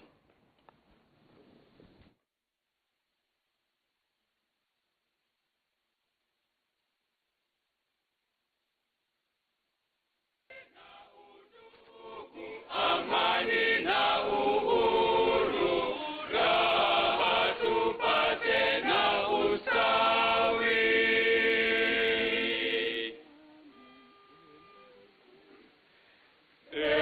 Mungu twaomba uilinde Jumuiya Afrika Mashariki, tuwezeshe kuishi kwa amani, tutimize na malengo yetu. Jumuiya yetu sote tuilinde, tuwajibike, tuimarike. Umoja wetu ni nguzo yetu, idumu jumuiya yetu.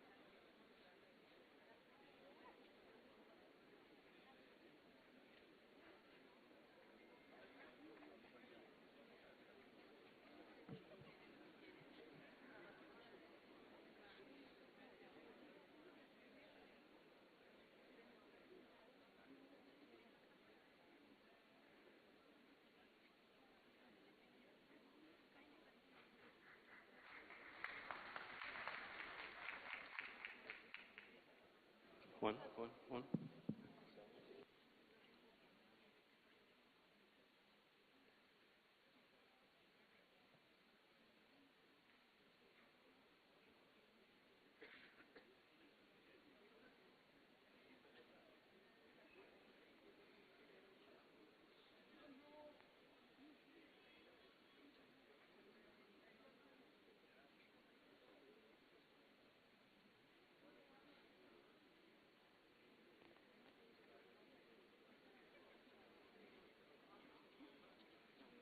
1 2 2 2 2 2 check 1 2 check 1 2 1 2 microphone checking check 1 2 check 1 2 check check check 1 2 sinike kwa house please so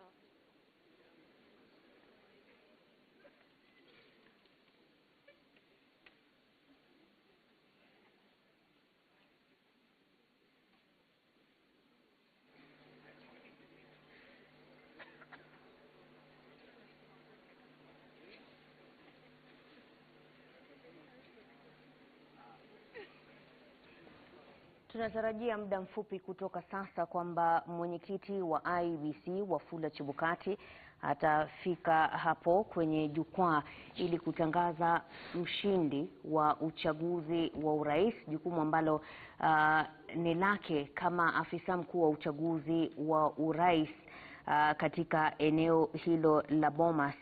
Mbali na yale ambayo tumeshuhudia awali, zile rabsha zilizokuwa katika ukumbi huo wa Bomas, na kwa upande mwingine makamishna wanne wa IEBC wakijitenga na lile ambalo wanasema ni tangazo litakalotolewa Bomas.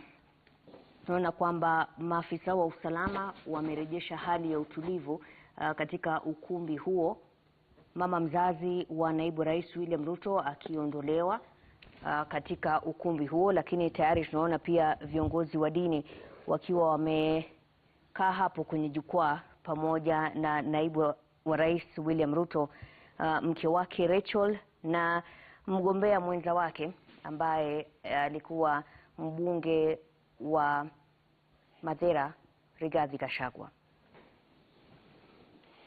And as you can see there, the hall restored to order, thankfully, to the action of the authorities. There we can see the IEBC chair, Wafula Chebukati, making his way to the dais as we await him to make the declaration of the winner of the 2022 general election presidential race. He, of course, is the national returning officer, the presidential returning officer, and he will make public the contents of the Form 34C, which will then become the Form 34D that he'll hand over to the winner once he announces. And of course, there, Deputy President William Ruto, the UDA presidential candidate, who is also joined by his wife, Rachel Ruto. Let's listen in now.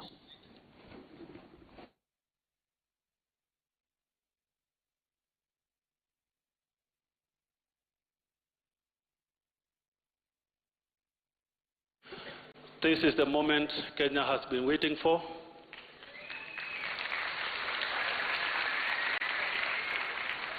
The nation has been anxious, but we want to urge all Kenyans, let us now put our anxiety aside. The Bible says the end of a matter is better than the beginning. We want to urge the country to remain united. We have families to look after, an economy to grow, children who will go back to school. We want our nation back. Let us all pray together. Heavenly Father, here we stand before you as a nation of Kenya. We have always seen your hand of mercy, looking after us, watching after us. Even when we push ourselves to the brink, you always know how to lift us up. Lord, we want to ask you that you'll guide the nation of Kenya today as we are going to hear the announcement of the process that has always been on. And Lord, when we hear the outcome, our prayer is that you'll keep this nation united. You'll make us find our being and love one another and care for each other, for we all belong together. None of us is going to go anywhere. We will remain to support each other and grow this country. We commit, oh God, all those who have been leading us to you in their various formation, that you will bless them. And as the election has come to a conclusion, we know there are those who have lost. Lord, we ask that you will help them as they come to terms. And even those who have won, Lord, help them to be magnanimous in their winning and embrace everybody. For they have been given an opportunity to lead those who voted for them and those who did not vote for them. So, Lord, bind us together with cords of love that cannot be broken. Enable us, O God, to emerge out of this, shake off our dust, and march on and build this great nation. Lord, for the exercise ahead of us, we commit the chair and the commissioners before you, and all of us gathered in this room, that your will prevails, your presence overwhelms us, and this nation, O God, will not go to the drain because you reign. This is our prayer in the name of God the Father, and of the Son, and of the Holy Spirit. Amen.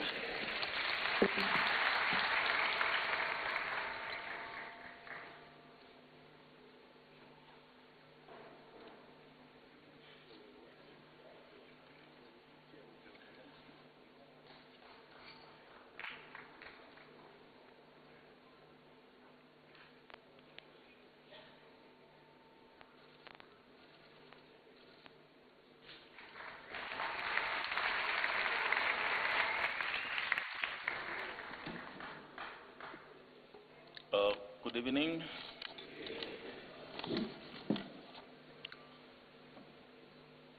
We have walked the journey of ensuring that Kenyans get a free, fair, and credible election.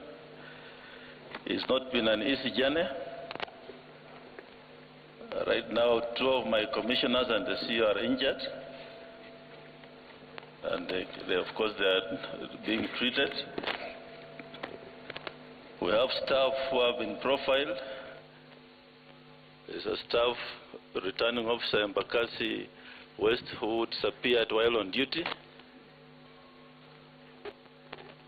We have staff who have been arbitrarily arrested for no reasons. We don't know where they are. Some from this National Tallying Center.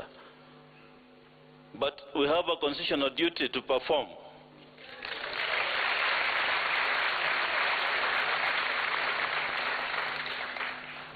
And that's why I stand before you today, despite intimidation, harassment,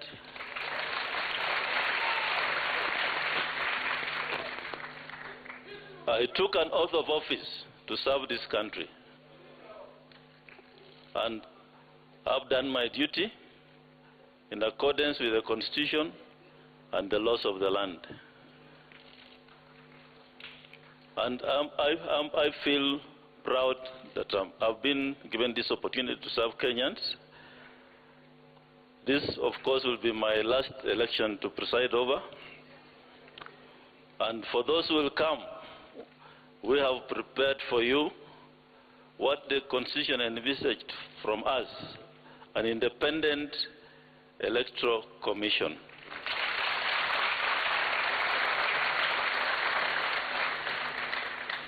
So I just want to thank the staff of IBC, the soldiers who braved insults, harassment, and delivered right from the constituencies to the counties and up to the National Tallying Center. I want to thank stakeholders, state and non-state stakeholders who have worked with us on this journey, and more particularly the members of the diplomatic community and the religious leaders who have been keeping vigil at this center for the last 3 days. They have been here throughout, 24 hours a day.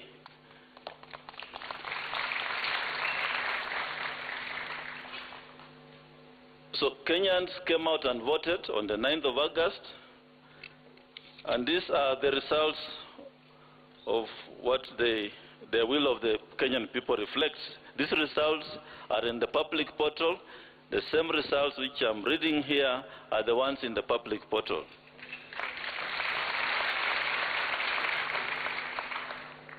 So there were 4 presidential candidates, These are the aggregated results. Odinga Raila, total valid votes, 6,942,930.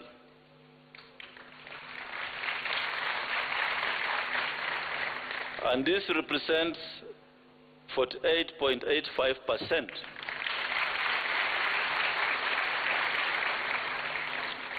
of the votes garnered, and he achieved a number of counties the candidate attained with at least 25% of the total valid votes cast is 34 counties.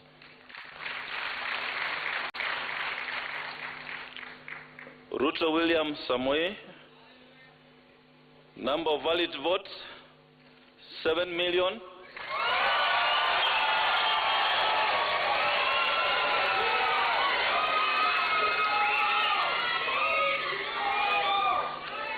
Thank you. 7,176,141.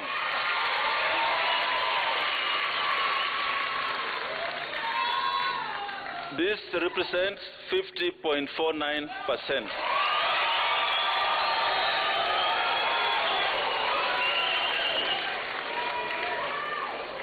And he achieved the minimum number of 39 counties at 25%. Waihika David Maure, number of valid votes in figures 31,987. That represents 0.23%. Number of counties with a minimum of 25%, 0. Wachakoya George Luchiri, 61,969.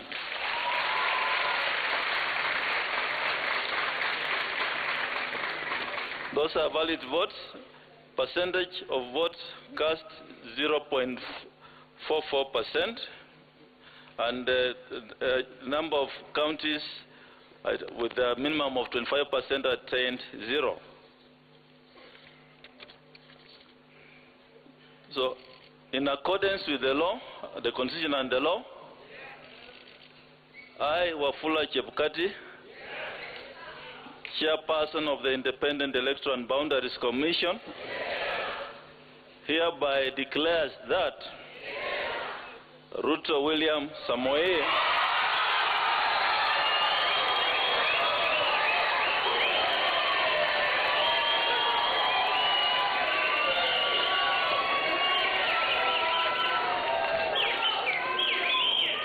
of ID number 6847208 has been duly elected as the President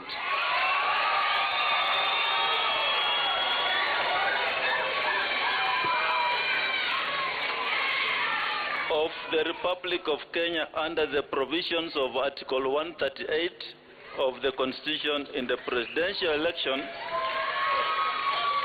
held on 9th of day of August 2022. And I'll proceed to sign the certificate.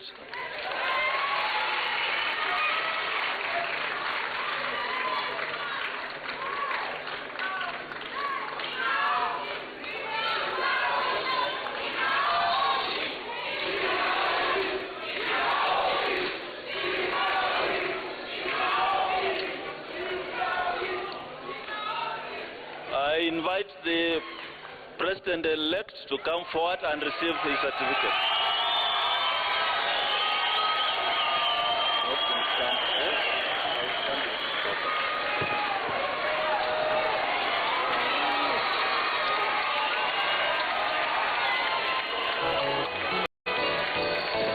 Habari njema kwa Wakenya wote, tume huru ya uchaguzi na mipaka isiyoegemea upande wowote, inayodumisha demokrasi Kenya. Kura yako ni siku zako za usoni, chagua uongozi utajivunia. Jihusishe na upige kura.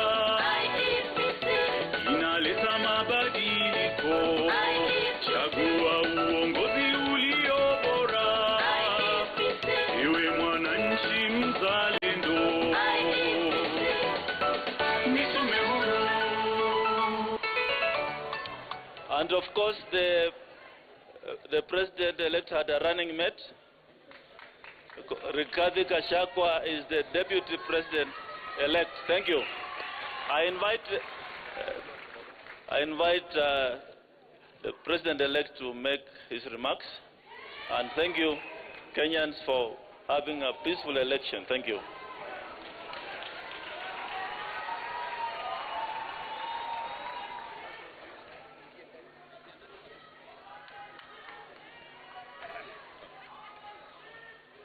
Thank you. Thank you very much. Asanteni sana.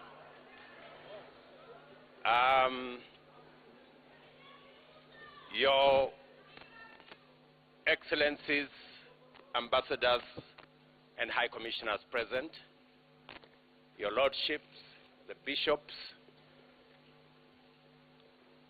and members of the clergy in the Republic of Kenya, my good deputy, Rigathi Gachagua, distinguished members of the Independent Electoral and Boundaries Commission, led by Chairman Wafula Chebukati, fellow countrymen and women, good evening. It is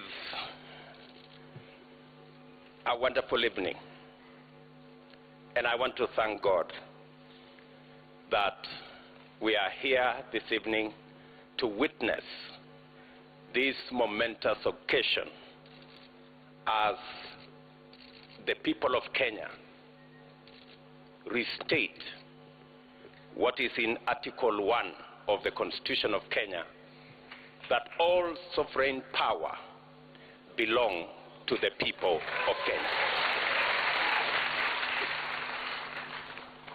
I want to thank God for getting us to this point. I want to thank God that today we have concluded this election. I know that there were predictions that I won't get to the ballot. There were predictions that we won't get here. But because there is a God in heaven, we are here. And I want to, in a very special way, say and confess that without God, we wouldn't have been here. My gratitude also goes to the people of Kenya, the millions who listened to us, the millions who participated in our campaigns peacefully, the millions who turned up to vote for us on 9th of August, and the millions who have waited patiently until this announcement has been made. Specifically, I want to thank my fellow countrymen and women because we have raised the bar in this election. Jointly, we have raised the bar.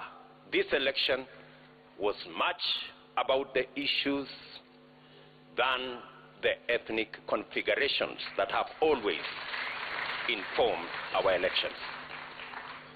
Gratitude goes to the millions of Kenyans who refused to be boxed into tribal cocoons.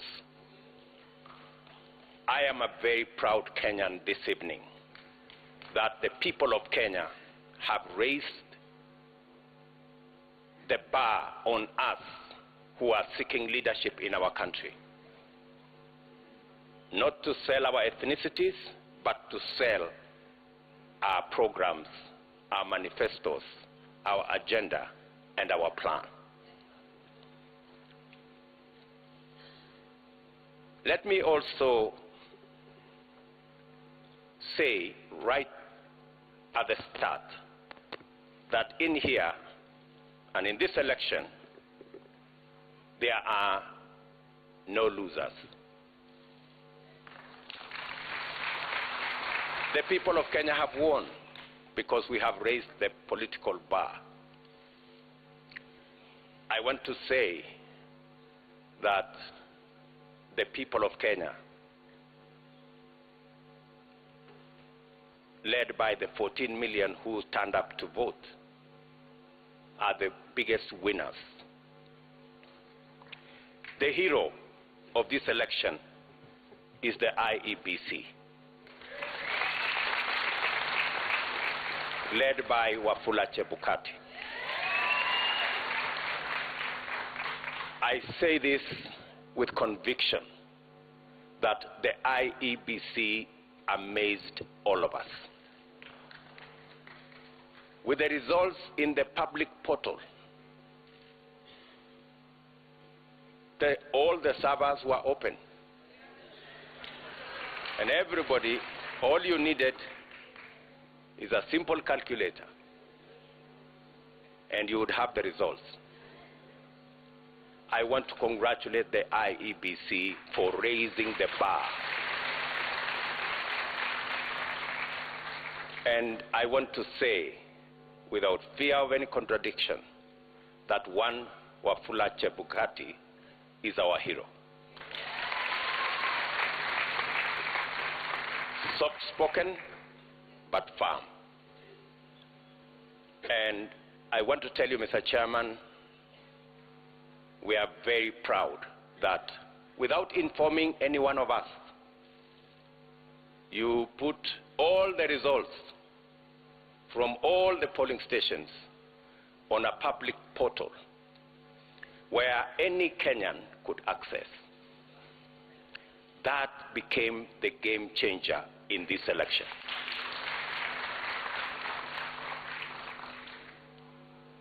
Let me also, at this point in time, thank our partners, the religious leaders, who were part of this process right from the beginning. For the first time, we saw religious leaders spend time at this Starling Center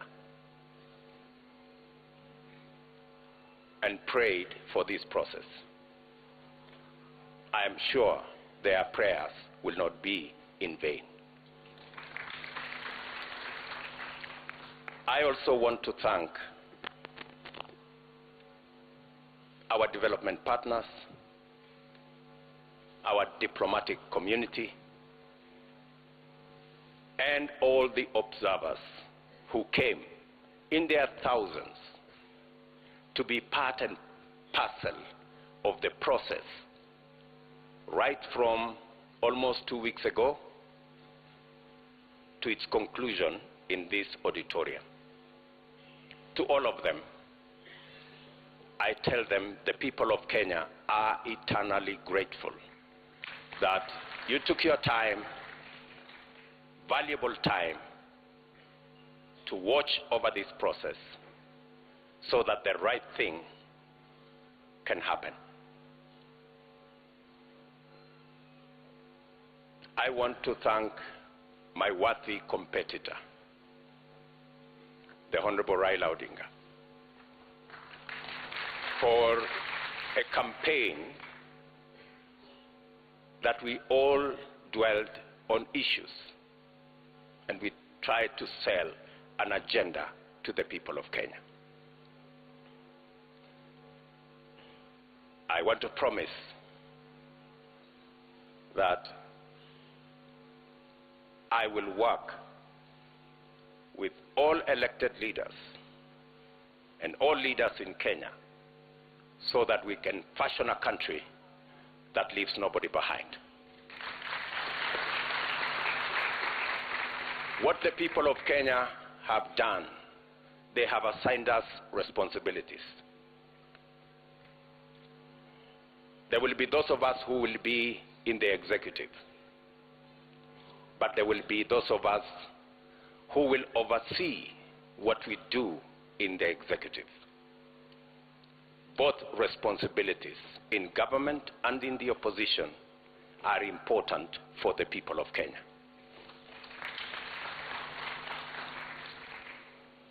I want to promise the people of Kenya that I will run a transparent, open, democratic government.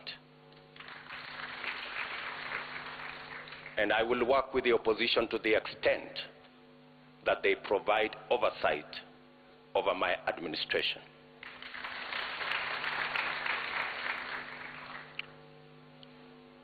Let me also, at this point in time,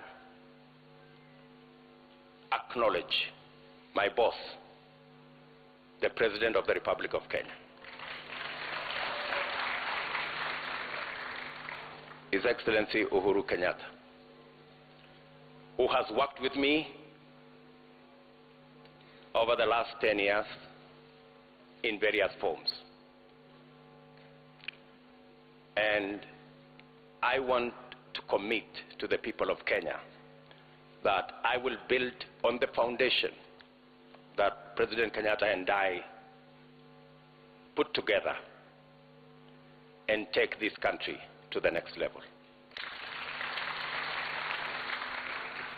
I want to promise all the people of Kenya, whichever way they voted, that this will be their government. I know many are wondering, especially those who have done many things against us. I want to tell them that they have nothing to fear. There is no room. There is nothing.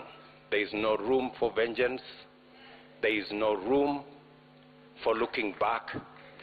We are looking into the future. I am acutely aware that our country is at a stage where we need all hands on deck to move it forward. We do not have the luxury to look back. We do not have the luxury to point fingers. We do not have the luxury to apportion blame. We must close ranks and work together for a functioning, democratic, prosperous Kenya. I want to thank the members of my team,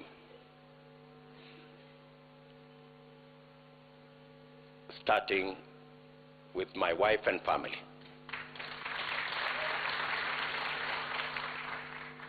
And many other prayer warriors in Kenya. And I want to confess that I have been prayed into victory.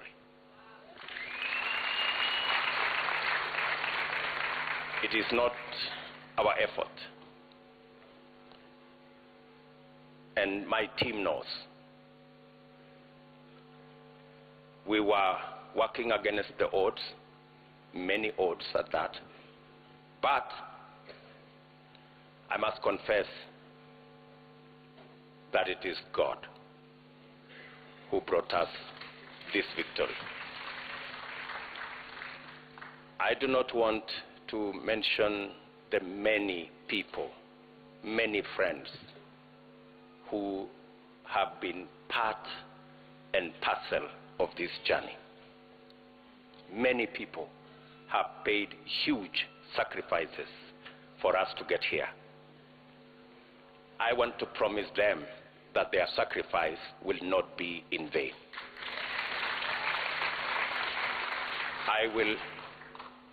I and my team and I will work very hard to make sure that we don't let the sacrifices made by many Kenyans, we don't let them down.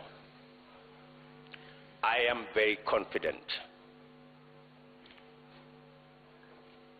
that this country will come together and we can move forward as one united, democratic, and prosperous country. I want to ask our religious leaders from across Kenya to pray for us and to pray for the unity and prosperity of our country.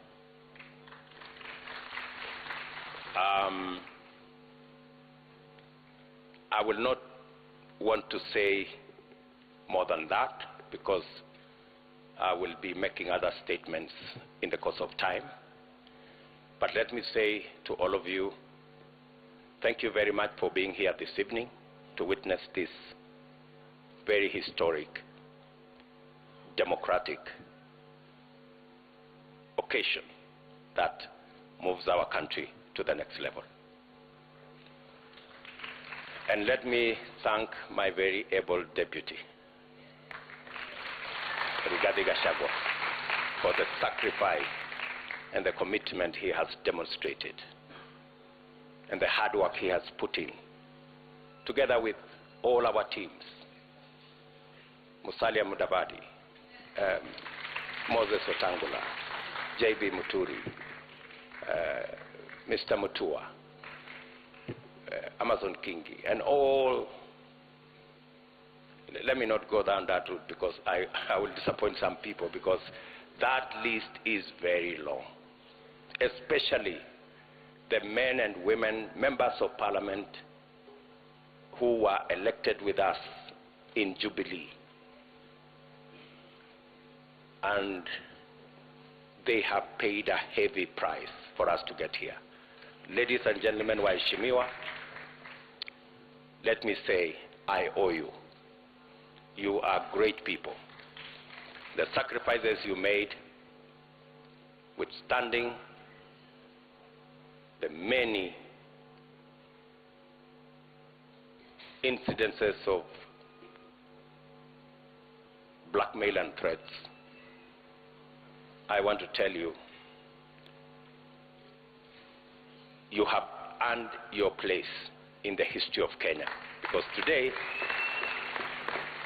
we're going to form a government together to serve the people of Kenya. So with those many remarks, let me say to all the people of Kenya, I give you my word that I will work hard to make sure that this nation moves to the next level, is united and is prosperous. Asanteni sana.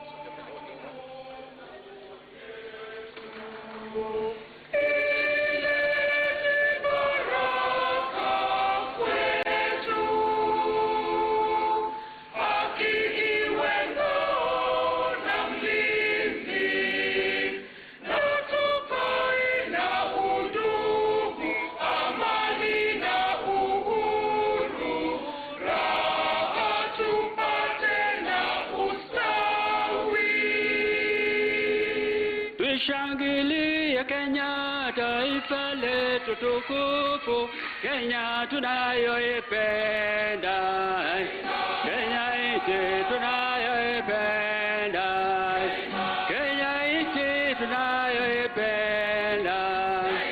Na ukipenda Kenya, ujitengane na mambo yenye kuvunja amani. Hatutaki matata Kenya, hatutaki matata Kenya. Anayependa Kenya ni yule mwenye kutenda haki kwa watu wote, mtu mwenye kutenda haki, mtu mwenye kutenda haki. Kenya makao yetu ni nchi ya kupendeza, kamwe hatutaiacha, kamwe Kenya hatutaiacha. hatutaiacha. Twajivunia sana tukijiita Wakenya, nchi yenye baraka. Kenya nchi yenye baraka. Kenya nchi yenye baraka. Tushangilie Kenya, taifa letu tukufu. Kenya tunayoipenda. Kenya nchi tunayoipenda. Kenya nchi tunayoipenda. Wenzangu, Kenya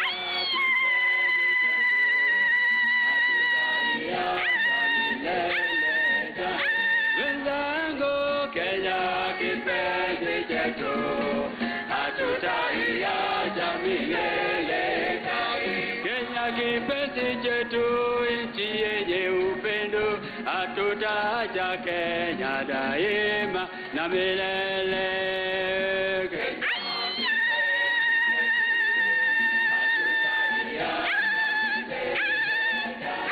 Wenzangu, Kenya kipenzi chetu, hatutaiacha milele.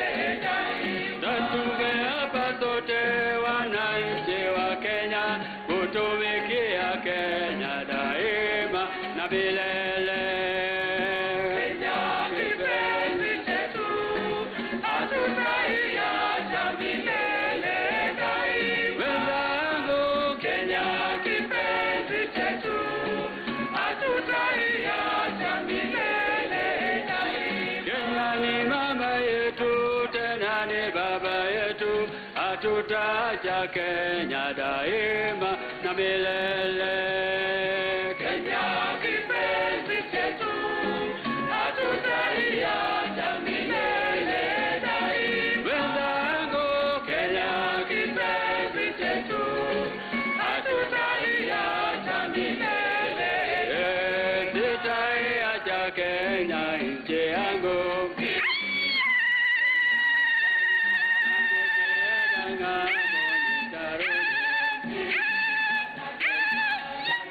Sitadanganywa kamwe na wageni. Mimi ni mwana Kenya daima, wala sitapotoshwa na wabaya. Mimi ni mwana Kenya daima, sitasaliti Kenya nchi yangu. Mimi ni mwana Kenya daima, wala sitaogopa mtandika. Mimi ni mwana Kenya daima.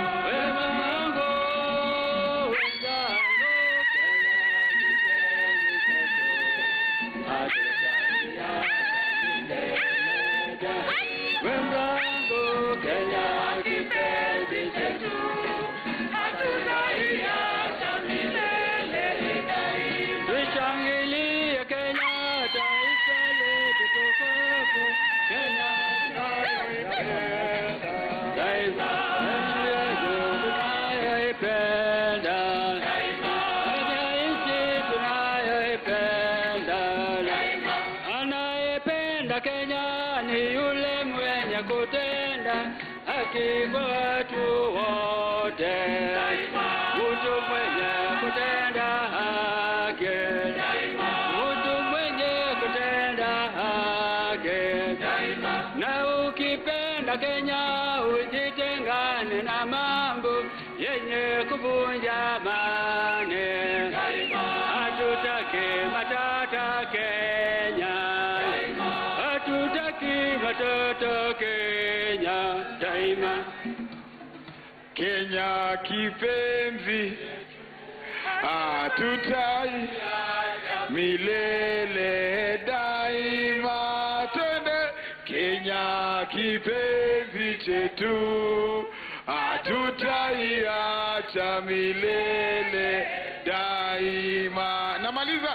Mimi ni mwana Kenya daima, na nikienda ng'ambo nitarudi. Mimi ni mwana Kenya daima, sitawacha makabila zitugawanye. Mimi ni mwana Kenya daima. Mwenzangu, wenzangu, Kenya kipenzi chetu, hatutaiacha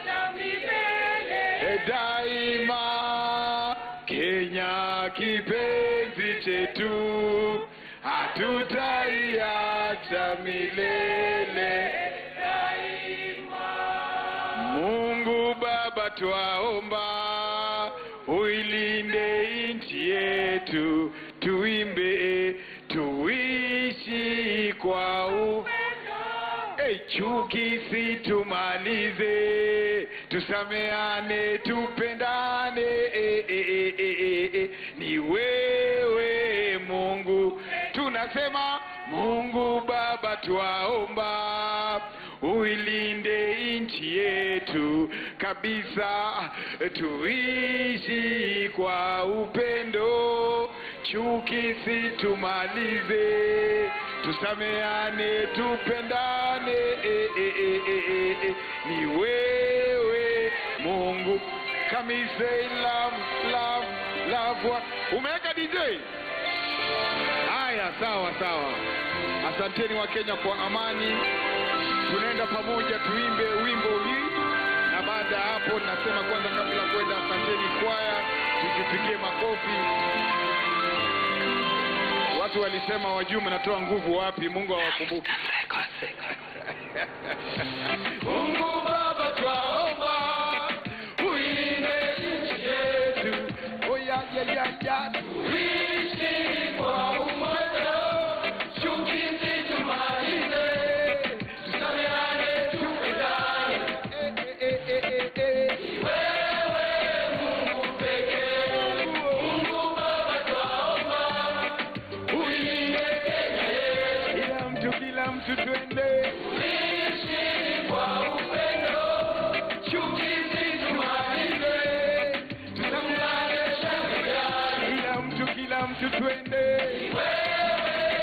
hapa kabisa. Love, love one another. What can you do when I love one another? We say serve one another. What can you do when I serve each other? We are the leaders of today. We are the kings of today. We are the winners and the queens of now. We are the one and the one that chosen. We are the one with the power today. My oh my Kenya, my land, my residence, my president, my town, my city, my crown, my love, my love, my life, my boy. My oh my Kenya, my land, my residence, my president, my town, my city, my crown, my love, my love, my life. Mungu Baba twaomba, uilinde nchi yetu, kila mtu twende, tuishi kwa umoja, chuki situmalize, tusameane tupendane, wewe Mungu pekee.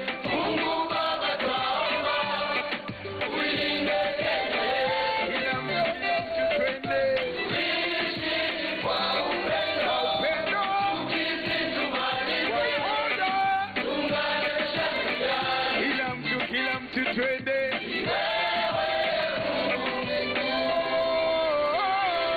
nauliwa sena wa show. Tusipochunga Vision 2030 itakuwa Vision 3020. Violin.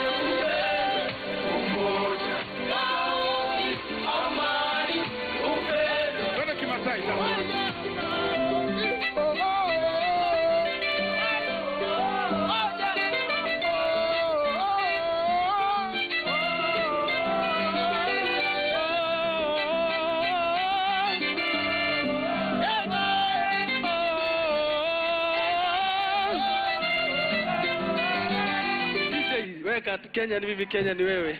Tumalizie pamoja hiyo, si ndio? Haya. pamoja, weka mikono hapo. Tumalizie kwa pamoja. Onekaputa. Kenya ni mimi. Kenya ni wewe. Wanakwenda twende pamoja. Ayo.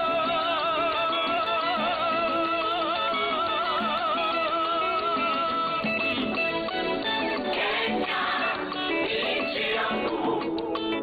Kenya ninaipenda. Kenya nitaijenga nchi yangu. Kenya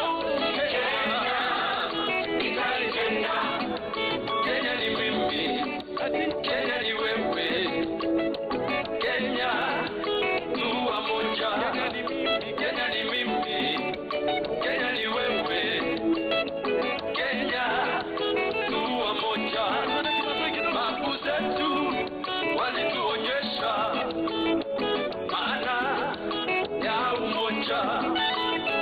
Hizo nyayo zao tutakiwa kufuata. Hivyo nasema amani. Amani.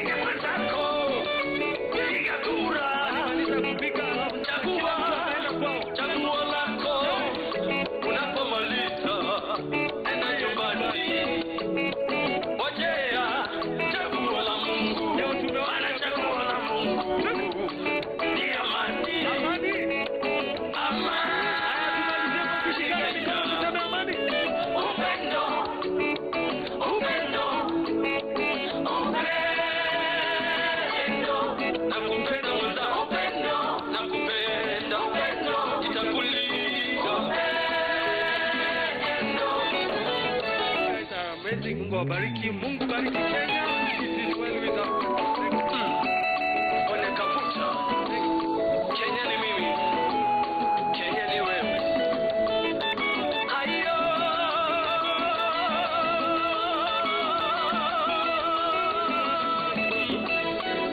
Kenya ni nchi yangu. Kenya ninaipenda.